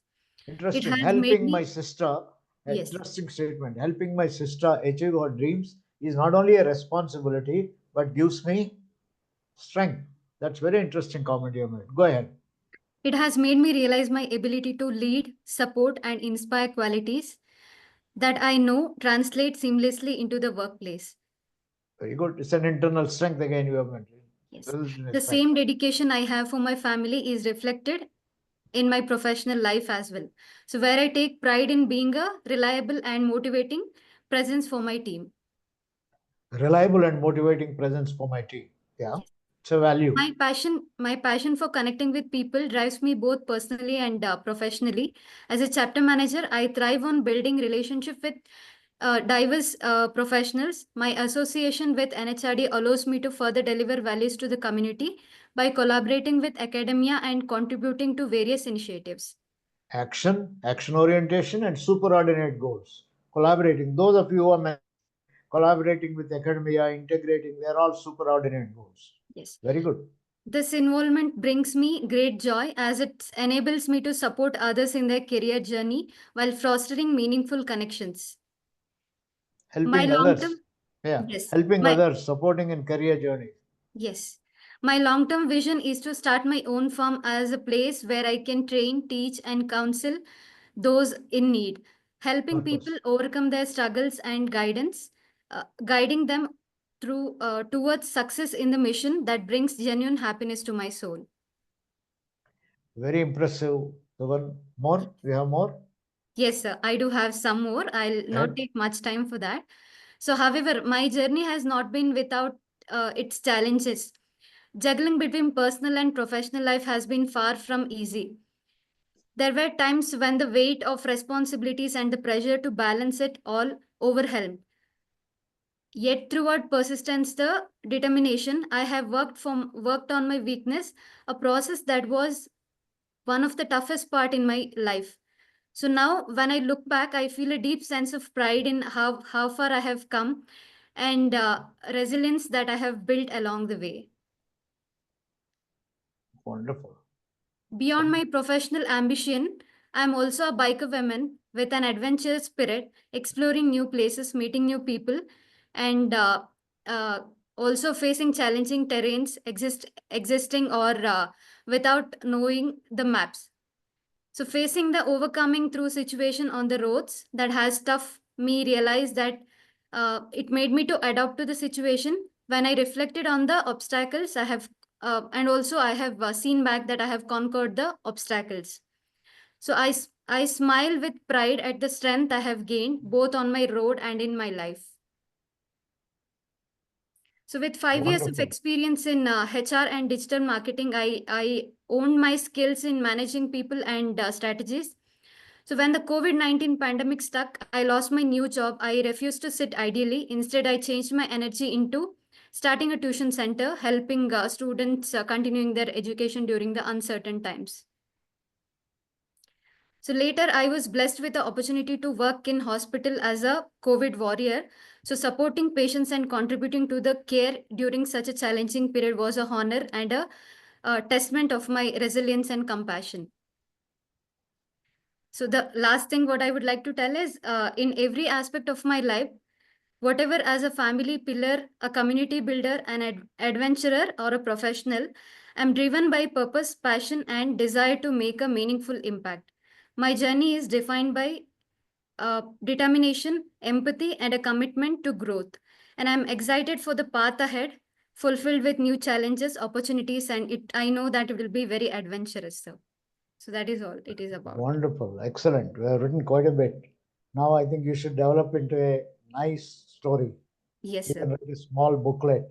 This All itself right. can be an inspiration for many people. High Thank sense you. of efficacy, there is sense of purpose, action orientation, initiative, problem solving, many of the categories, almost all the categories that I have talked of, including superordinate goals of it. Yes, sir. So that's a great essay. Now tell me, I think we heard just for about 5 minutes each. 4 people. We heard Suvan, we heard Pratima, we heard Sweta, then we heard Neha. Yeah. Yeah, we heard. We know them better now. I Yes, think sir. our meaning about the other person changes just by listening for 5 minutes the story of the person. That is HRD.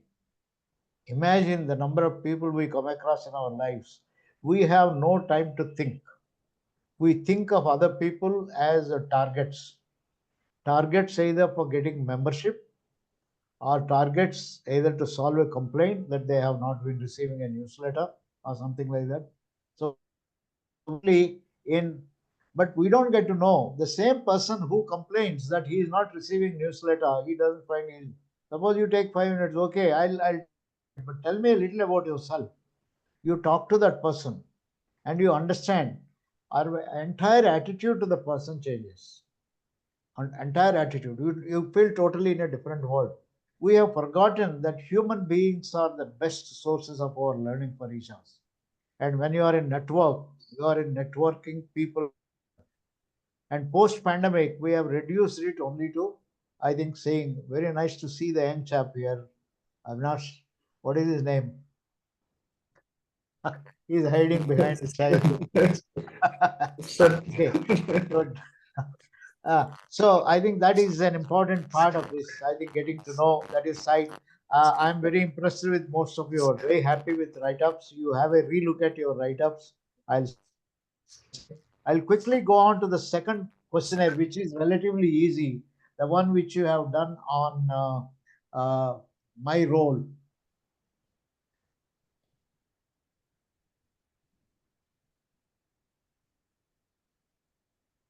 Role efficacy. This is one of the things which was developed by Dr. Uday Parikh. In fact, I think Dr. Uday Parikh was a global hit on this concept which has evolved. Role efficacy. When you are asked to write about your own role, the kind of dimensions you reflect, I didn't give you that particular exercise. I gave you a questionnaire. It measures the extent to which you are likely to make a difference to your role, contribute to your organization.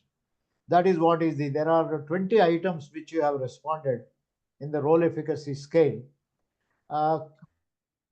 Consists of making your role, how important do you feel in your role, and how do you see your role as linked to others. In terms of role making, we say that whatever you perform, you should be able to, at the end of the day, feel my role is giving me an opportunity to use my strengths. So, how well is your role helping you to use your strengths? So, you integrate yourself with the role. If they are integrated, it leads to higher role performance. If you feel you are not able to use your strengths in your role, then distance, self-role distance. Proactivity, how much your role gives you an opportunity to do things that you like to do, contributes to higher. So there are 10 dimensions that makes your role effective. These are the 10 dimensions that are taken. Self-role integration, proactivity, creativity, the extent to which your role offers you an opportunity to innovate and do new things. Confrontation, the extent to which when problems arise, your role gives you an opportunity to confront problems and reach a relevant solution. Role centering is whether you feel important in your role or not. That is role centering, feel centrality. Your perception you are an important part of the entire organization. Influence is extent to which your role gives you an opportunity to exercise. Personal growth is extent to which your role offers you an opportunity to grow. And the extent to which your role is linked with other roles in the organization. Linking one's roles with others. If you feel there are so many of you, your roles are interlinked and with others who are not here, then that is role efficacy. Helping relationship, extent to which you are able to help others, and extent to which you are contributing to a larger. Role effectiveness is very, very important because I mean if you have carry a sense of efficacy, you are likely to perform that role well. If you don't have high role efficacy, then it may lead to role stress and role anxiety. So that is why we have given you a question and you answered those 20 questions. We wanted to communicate to you. In fact, I was very surprised to see most of you scored very high. I'll tell you the scores. Persons with high role efficacy rely on their own strength to solve problems. They use more purposeful behavior. They are active, interact with people and environment, persist in solving problems, show growth orientation, commitment, positive in their approach. This is role effectiveness. And I have identified, I've given the scores. I think I put it in some other, let me see, where I have your scores could range from anywhere from 0 to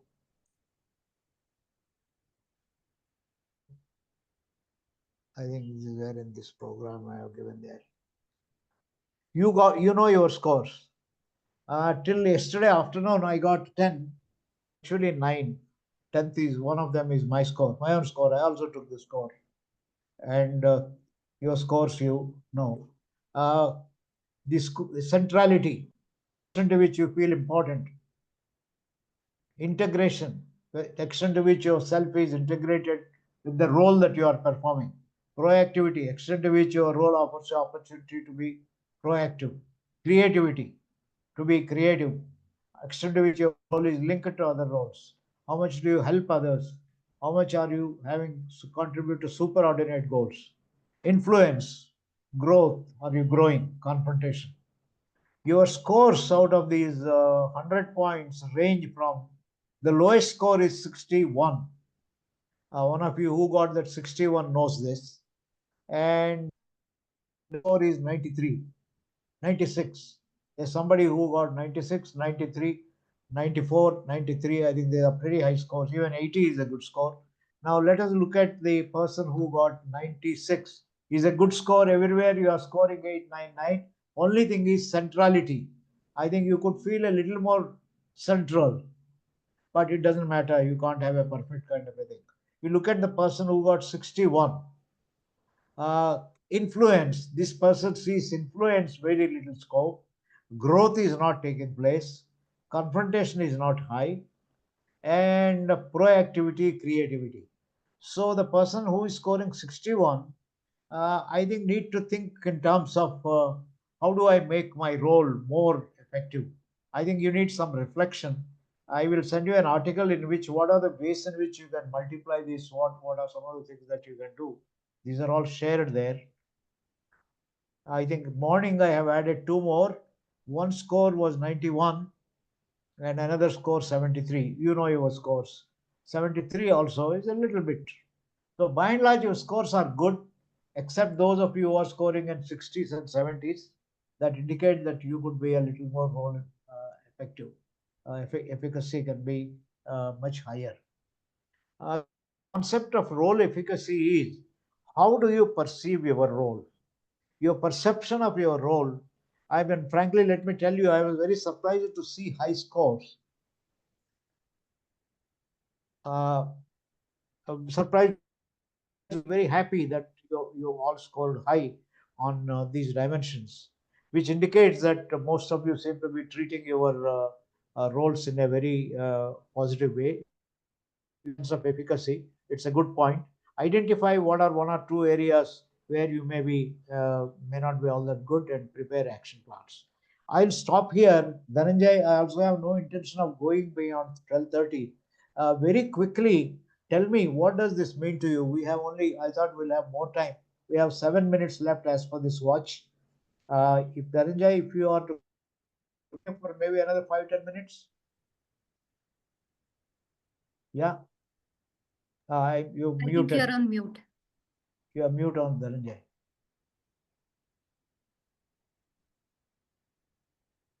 Yeah. Certainly, we can take whatever time it does, sir. Only thing, since I have to catch a train, so I will put this on mute and I will continue. That was my request to you, sir. Acha, you are still there. Okay? Yes, sir. Yes, sir. Actually, my train was in the morning. I got it cancelled and got a new reservation at 1:10. So, So you I better catch, and I hope there is no rush in the platform. no, God will be kind, sir. I have planned everything. Everything is set. Very good. I'll just lock the keys and I'll run to the station. Yeah. Okay. All right. We'll continue. What I wanted to get this is, see, your sense of efficacy is reasonably good. Some of you can look at it. It's a purely personal kind of a thing. Role efficacy, barring those 2-3 of you who can work on this, I think we have had lots of interesting experiments. Both Uday Parikh and I have gone through experiments. One of the classic experiments was, most of you in Delhi, you know, Holy Family Hospital. At one point of time, Holy Family Hospital was the only famous hospital in Delhi besides All India Institute of Medical Science. And most people, nurses particularly, and other members used to leave AIMS in spite of getting a good salary and join Holy Family Hospital. Now, Holy Family Hospital is not that famous because many hospitals and so on. In those days, we were doing some work for Holy Family Hospital. And using the role efficacy, Dr. Parikh, Dr. Ahmad, I'm sure some of you know Ahmad, Delhi University, and there is one Tony D'Souza who was administrator in Holy Family Hospital. He lives in Delhi. Manohar Nadkarni, Prayag Mehta, most of them are dead now. An experiment of making the role of many class 4, those called class 4 employees, including attendants and nurses, more effective. So we conducted an experiment to make the people, class 4 employees, feel central. We are very important. So the story goes, Dr. Parikh did this experiment and made all class 4 employees, all the helper staff in the hospital feel powerful. Nurses feel powerful, doctors feel powerful. You are central, you are important, you don't know what you are doing. So Dr. Parikh's daughter, Sushma Khanna, was giving birth to a child. In fact, I think her son was born and they were in a Holy Family Hospital. Dr. Parikh was working in IIM Ahmedabad and he was having a project in Lucknow. Those days, the airlines used to be sometime late in the night. Dr. Parikh got off from the Ahmedabad aircraft and went to Holy Family Hospital to see the newborn grandson. And when he went, and then he had only 2 hours to come back and catch the flight. So, the gatekeeper told Dr. Parikh, you are not allowed to go because the visiting time is over. He said, now how come my daughter has given birth to a child? I'm coming back and I have to go to Lucknow. I only have half an hour time. Please allow me. He said, nothing doing. You're not allowed to go. He said, I will talk to the administrator, who is Tony. Let me at least talk to the administrator. The gatekeeper said, even that I will decide whether you should talk or not. No, this is the case. You know, the fellow who was enjoying the centrality prevented Dr. Parikh from even going and meeting his grandchild. So Dr. Parikh started saying, oh my God, what a great thing we have done. The gatekeeper is not letting me. He tried to explain to him. He listened to Dr. Parikh and he called a nurse. The gatekeeper called a nurse and he told, this gentleman says he is coming from Ahmedabad and he has to go to Lucknow. And will you please look at what he's showing, some ticket? Will you please look at his ticket and tell me he's telling the truth or not? The nurse looked at this and they said, yes, he's telling the truth. Then he told Dr. Parikh, yes, sir, now you can go. Okay, that means the gatekeeper was given the power to admit or not admit people outside.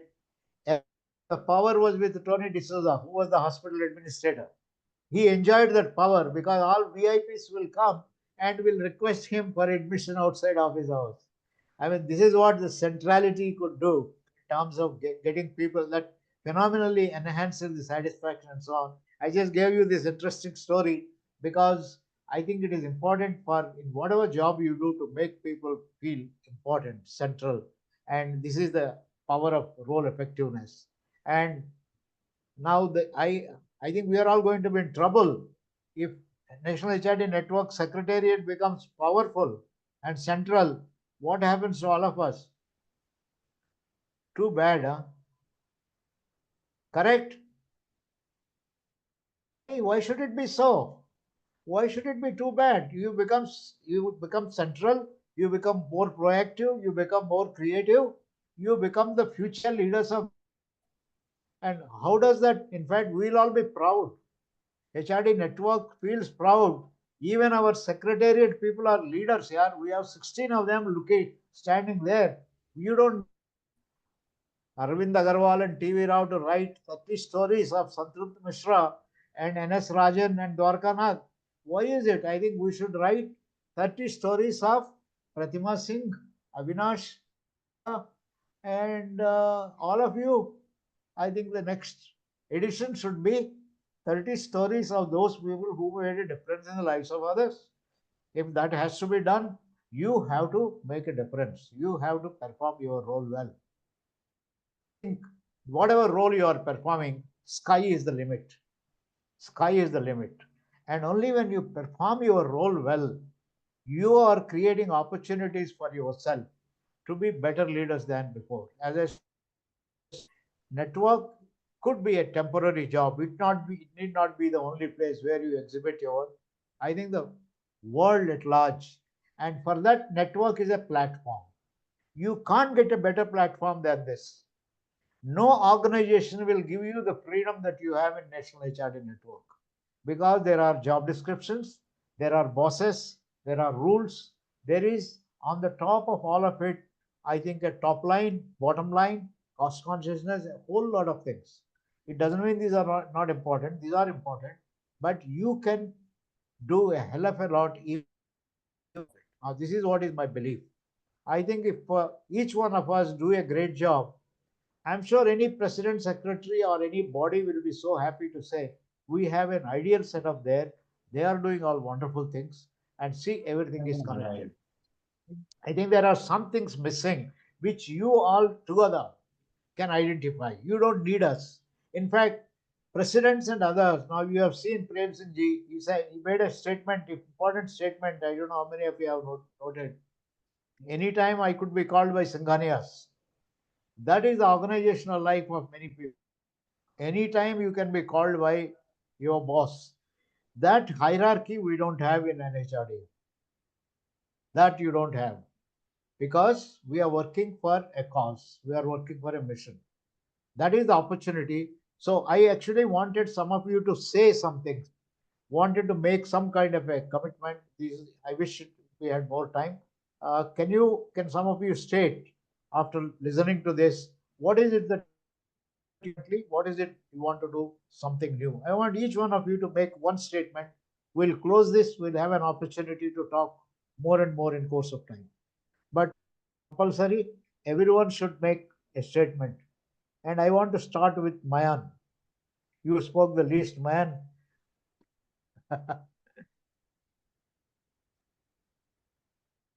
So what does you are in the network office in Begumpet, or are you somewhere else, man? From joined from home, sir. Network office. Yeah. Yes. So what does all this mean to you? Would you like to make something which Thanks you would for like the- to do? I know you need more time for you to think, assimilate, but quick reaction. Thanks for the fantastic meeting, sir. Let's keep the momentum going and make a meaningful impact in NHRDN, sir. Yeah. What do you want to do? Something different, something more now? I will, Mayan, it's not only for you. I want to mention this to all chapter secretariat. Suppose you discover that your chapter is not functioning well. President has no time, secretary has no time, or things are not moving. What can you do? Think about it. We have had situations where one of the presidents of HRD network president did not resign, didn't allow elections to take place. This is an old story. And when Sir. we found a new person to take over as president, he said, I'm going to send my union leaders to threaten you. Don't ever volunteer to be the next president. Okay. It has become so powerful. I think, but fortunately, that chapter is doing very well. Somewhere located close to where I used to live in Ahmedabad. So what do you do? I think the chapter secretariat has a role. What is it that you can do without the president? Is there something that you can do without? I think please think about it. You don't need to respond. I think you can the role because you can do a number of things. I will not want to put words in your mouth, but it's an issue to be thought of. Dhananjay will share with you his thoughts, but he could be a mediator to get your, not you, not your chapter. I'm sure Hyderabad is doing well. Lots of new things. I think somebody told me the building is going to be complete in the next 2 to 3 months. Yes, sir. If it happens, many other bodies are looking for opportunity to have their offices. If you happen, then you will be an integrating factor. I think one of them appointed executive director, one of the retiring CEOs. At least that is the plans that they have. So I think there are ways of doing it. There are ways for you to think about it. So if you feel your role is effective, you can do things. I think. Okay. Sometimes. Okay, think about it. But I want Mayan, one thing that you will start doing. I hope I'm not cornering you. Just come at any point of time. Yeah, anybody else? We want everyone to say one statement, something new you will start doing, something you have learned and something you will do. So I think I'd like to add in something here. Yeah. We at Kolkata chapter have been very active, and we try to be active and provide, as much as we can in terms of value addition and, in terms of customer delight for our existing members. I think it's important for every chapter in the forum and as a community that we say the NHRDN community to, foster more of community building and, put in our focus on membership, engagements and bringing in more collaboration so that we, partner with the different institutions to grow our network. So this is what we are already doing, but we need to keep working on this and strengthen this. Yeah. More community building, more membership and so on. Yeah. I think this newsletter is a great idea that you chapter have come up with. Somebody in my own office said, I don't know, she may have already completed what Moshmi they. She said, I want to write an article. I said, go ahead and write. I think she wrote an article and sent for your newsletter. It's a new newsletter. So all the best, Shweta. Given some insights about different things to be done. You must write your own story. Your story, your chapter story, are the stories of some people in your chapter. Can Absolutely. Be role models. And put it in your website. Thank you, need sir. More leaders in their stories to be shared. Yeah, next one. Sugan, you have Yes, a very sir. interesting story. What Yes. do you want to do now? So as I already informed about my goals and my roles and responsibilities. So as we are already doing different sort of collaboration events, we would like to deliver the same. I mean, bring in new collaborations. So collaboration as in sense that might be academia or I can see that there are not much manufacturing industries which we have brought in for Bangalore chapter. So I want to bring in manufacturing industries as well, health sectors also. So that will be very helpful for even the HR fraternity as well for the students. So whoever is studying medical or any different related stuffs. Yeah. So that is it, sir. Yeah, very good. Good to prepare an action plan, share it with the executive team, and with I think you have a great team there at this point of time. Yes. I think who are very positive to all this. Yes. Okay, all the best. Thank you, sir. Yeah. Next one. Yeah. Everyone will have to speak. I'll say one last thing, sir. Yes, Nalin. After reading the book of Mr. Nair yesterday and listening to your thoughts, and taking care of the membership, I must say now I'm feeling myself more capable of replying to the members that what they are going to get when they are going to become member of National HRD Network. And I think that is one of the most important lessons that I've learned in last 24 hours.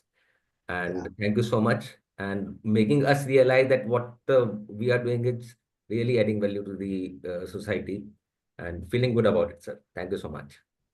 Wonderful. Maybe you can prepare a note on what you are going to get as a member of the network, what you don't get, what you expect you to give, and so on. Even a 1-page, 2-page note, or get some kind of a video done by anyone. I think wonderful. There's so much for spreading it. Okay. I think to me, this 20,000, 25,000 is a very low level objective. It should be 5 lakhs. It's not alone. I think it is all of everyone should be, everyone with anything equivalent to HR should be a part of our profession. I mean, that will be wonderful to have. Thank you. All the best, Nalin. Yeah, next one. Sorry, Pratima. Yeah.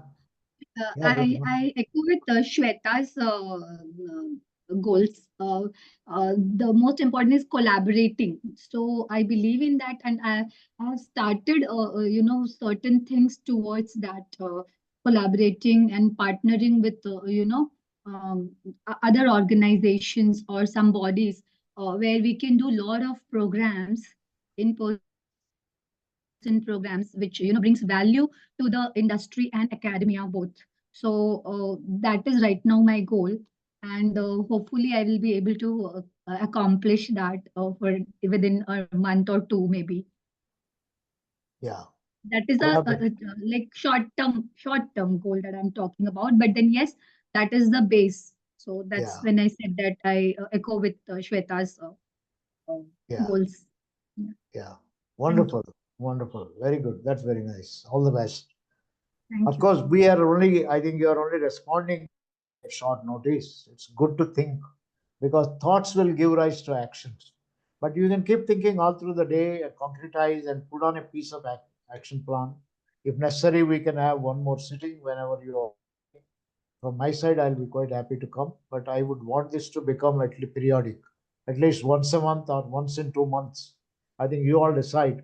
I think you must have a get together with one of the HR leaders who also occupied a role and who made a difference in the HRD network. And you have so many of them. Even if you pick up each one of the leaders at the national level, and you will have another 40 to 50 at chapter level. I think it's a good idea to have them. We can have panels of them coming up, and you can keep talking to them about what you are doing and okay, good. All the best, Pratima. Okay, next one. Thank you, sir. Yeah. Next, who is going to talk? Yes, I am Prasanna, Chennai. Yes, Prasanna. Yeah. Yes. When I joined NHRDN in 2013, I was interviewed and selected by Dr. PVR. My good luck, that one. Yeah. To you. And I joined at the time of my account balance is Chennai chapters is 0, 2013. Yeah. You are now at 1 crore. Now, yes. That is the main part of our team excellence, easy teams. And as well as my current wish is, chapter is the next level. I have suggested on purchasing of our own training center to conducting workshops and training centers in Chennai, like Hyderabad. Now they are constructing. Yeah. With a capacity of 200 individuals at the time of in-state relaying rented spaces for forming high-level committees to acquire the space for deal and other procedures to purchase these spaces. We need a post presidents and other ECs to forming the high-level committee to purchase this land. This is my current wish. Very good, wonderful. That is the physical infrastructure part of it. Yes. There are two things. One, the positive side of it is good to have some infrastructure. It is nowadays, I think most organizations are doing without space hiring. Correct. The positive side is it's a good challenge to raise funds. I think you might need about 4 or 5 crores. Yes. It's a best opportunity. We are host next conference. Yeah. 2026, Chennai. At the time, we will save more than 2 to 3 crores. Yeah, whatever. There's a good idea. I think conferences are good ways and things of that kind. But more important is support to national team as well as our HNI team. The spirit of HRD is, I think, a lot more important than having physical infrastructure. Although physical infrastructure is quite symbolic. But anyway, all the best for you. It's a good goal to work for. I'll say it's not. So all the best, person. Great. Thank you, sir. Thank you. Yeah, the next.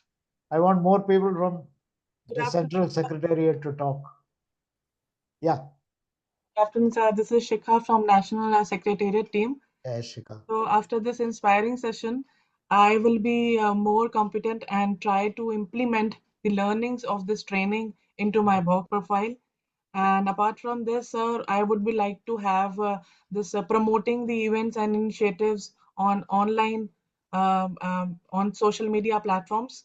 And because I love to do the creative digital designing, and I'm already doing that part also for this NHRDN Secretariat. So I would like to initiate with this more to create the promotional materials and more on social media platforms, sir. Yeah, wonderful, wonderful. I think also it's useful to think. And networking part, sir.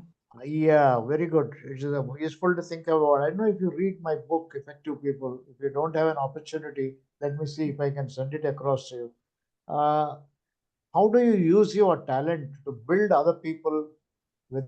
If you are a creative designer, can you build some more creative designers around besides the work that you are doing? I mean, it may not be important for National HRD Network, but it may be important for you as a person, that building others with the talent that you have could be a point to think about. But having said that, whatever you have set out for National HRD Network, this is all fine.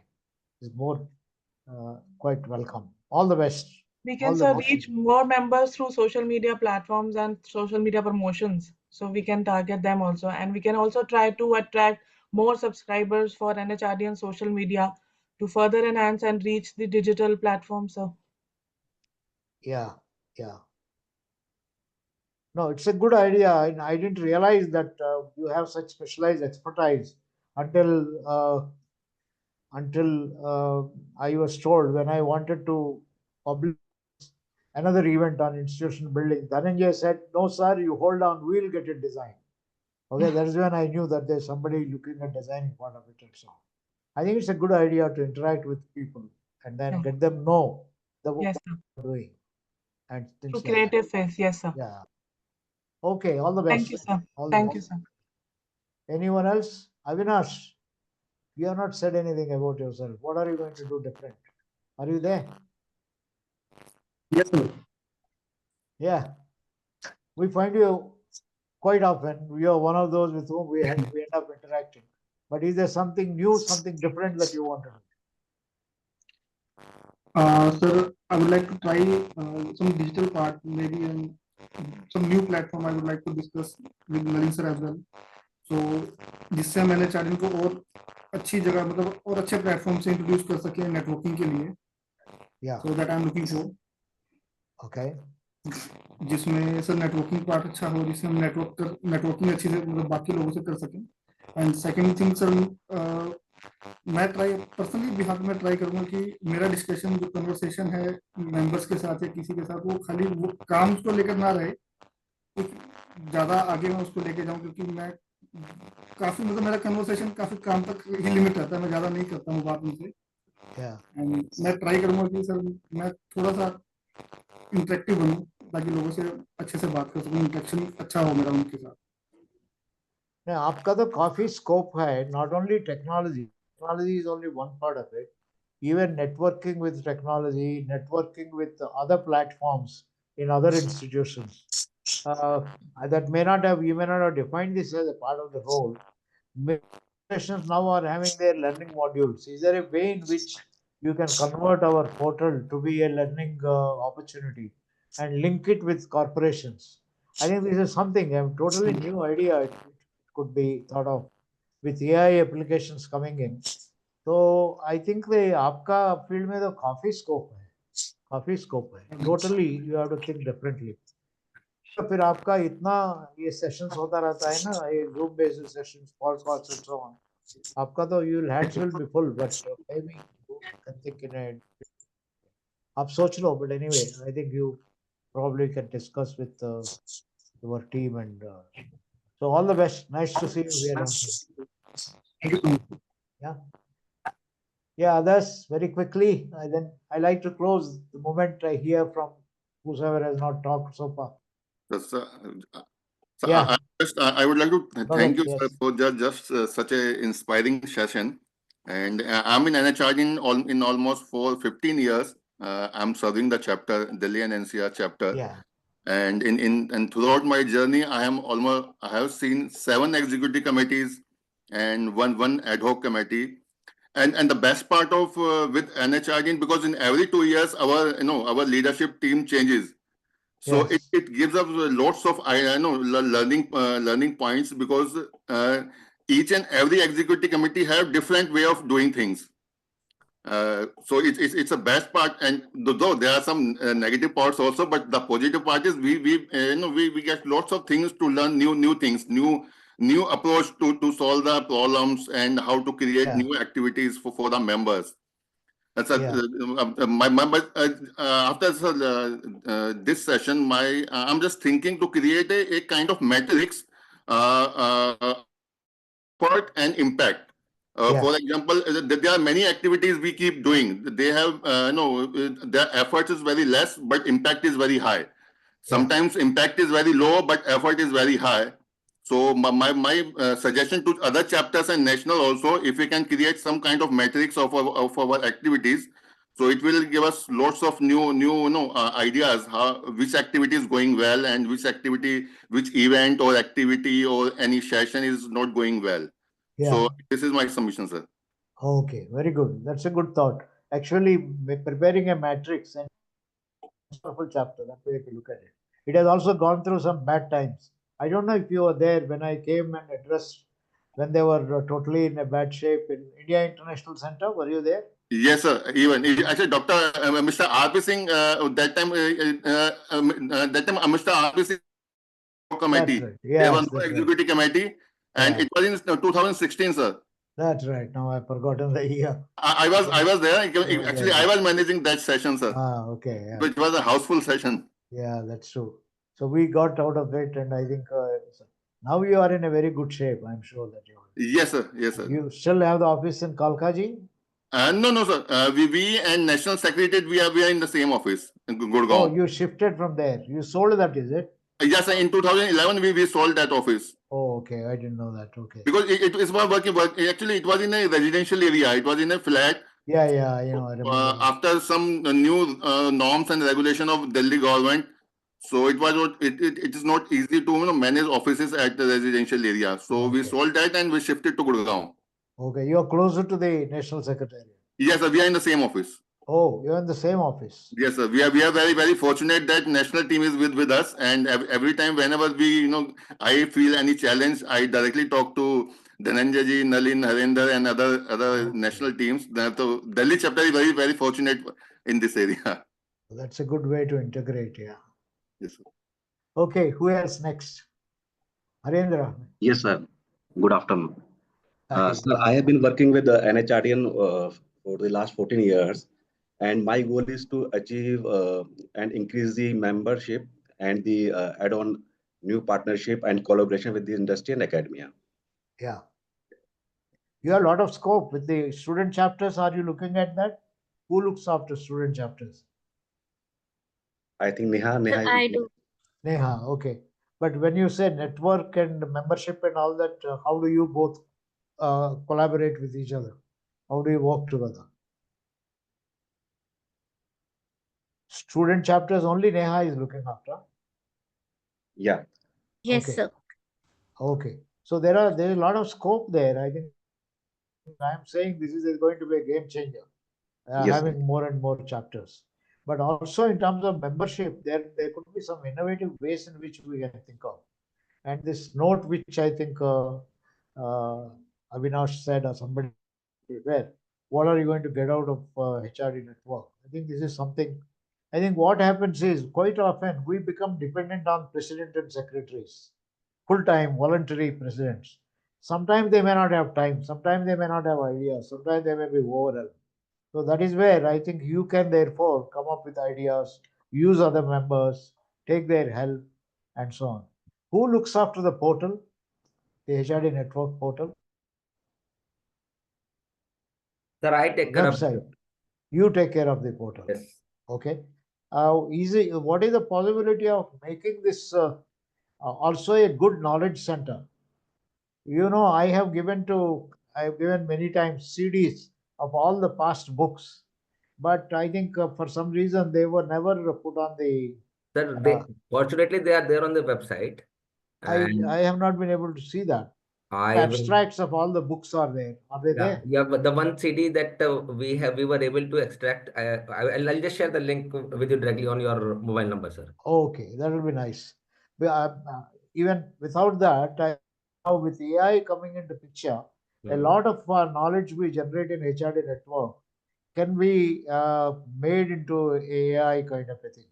So if you ultimately create something with the help of AI, anybody asks questions, answers, I think that is something going to be available there. Knowledge sharing. In fact, you can put all the HR leaders there. Suppose you have 50 leaders. 30 of them are there in our book, and each leader can put their own life story, can their own life, if they agree to that, like Nathan's book can, if he agrees, it can be put, and you can give a particular day. This leader will be available to answer your questions, and then AI takes care of the rest of it. It doesn't happen tomorrow, but it can happen. Like my HRD missionary, I have given to Ruchi Bhatia. I don't know if you know Ruchi Bhatia. Ruchi Bhatia runs one of the WhatsApp groups, HR Gurukul or something like that. She has put it on chatbot, and anybody who is interested in knowing about HRD missionary, it answers questions, it gives you PPTs and things like that. I think this is one way in which I think all of your work can be integrated. You are innovating, you are using the website, you are increasing membership, you are linking with the universities, which means I think it may be for 3, 4 of you to think together as a team. So you need to think together. How can we? Otherwise, what happens is over a period of time, we end up looking at only our part. My part is website. My part is student chapters. I think this is something which you probably will have to cultivate.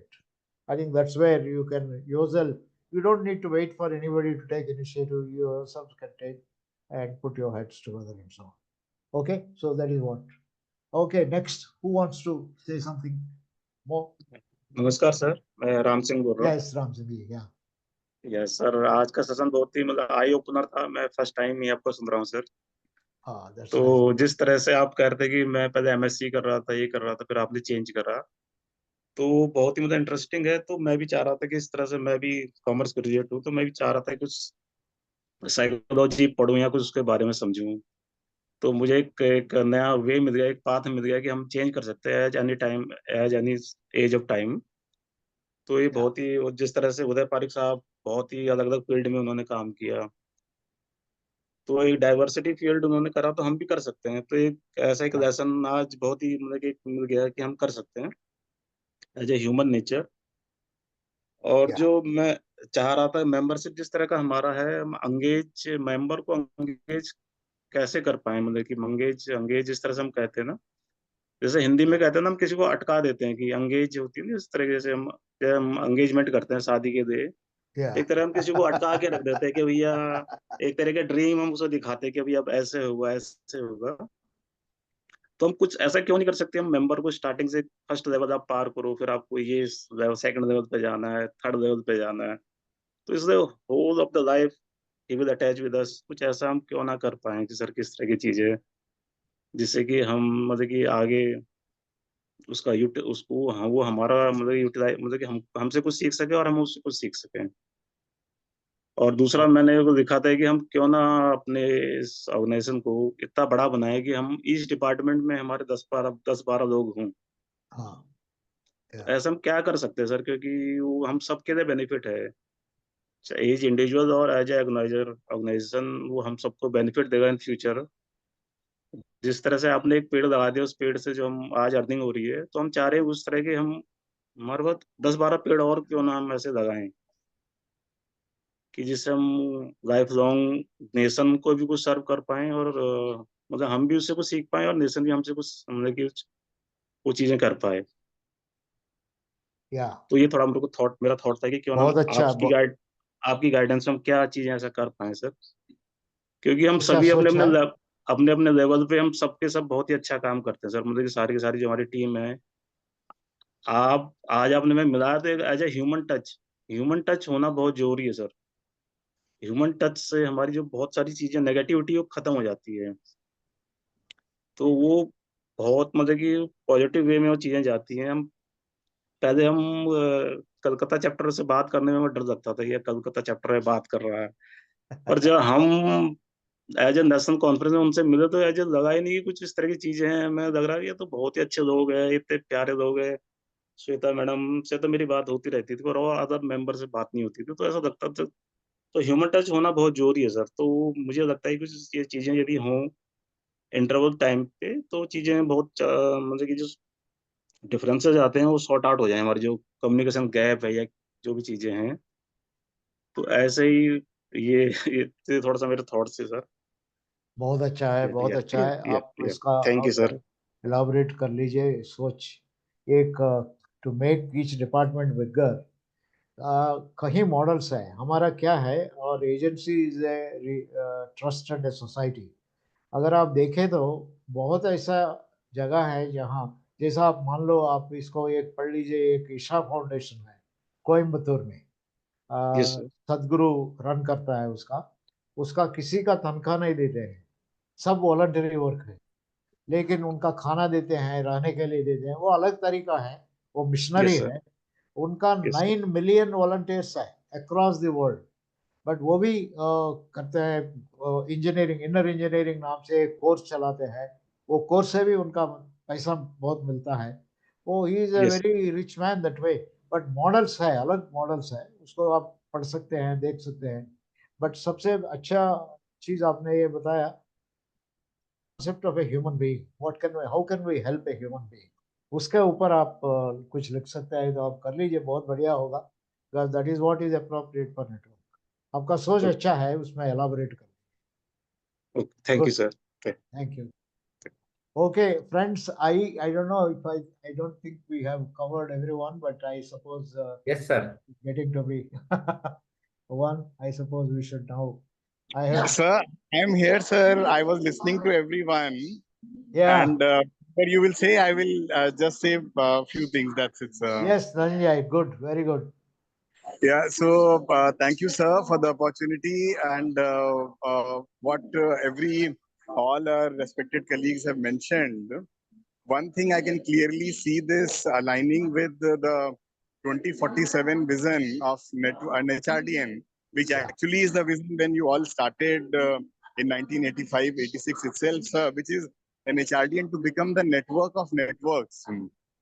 And whatever are all colleagues in chapters and national secretariat, it is all one.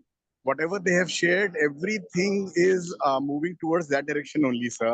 So whether it is through technology, whether it is through networking platforms, whether it is through building communities. So this is one learning from today's session, which I can see that all our vehicles are moving.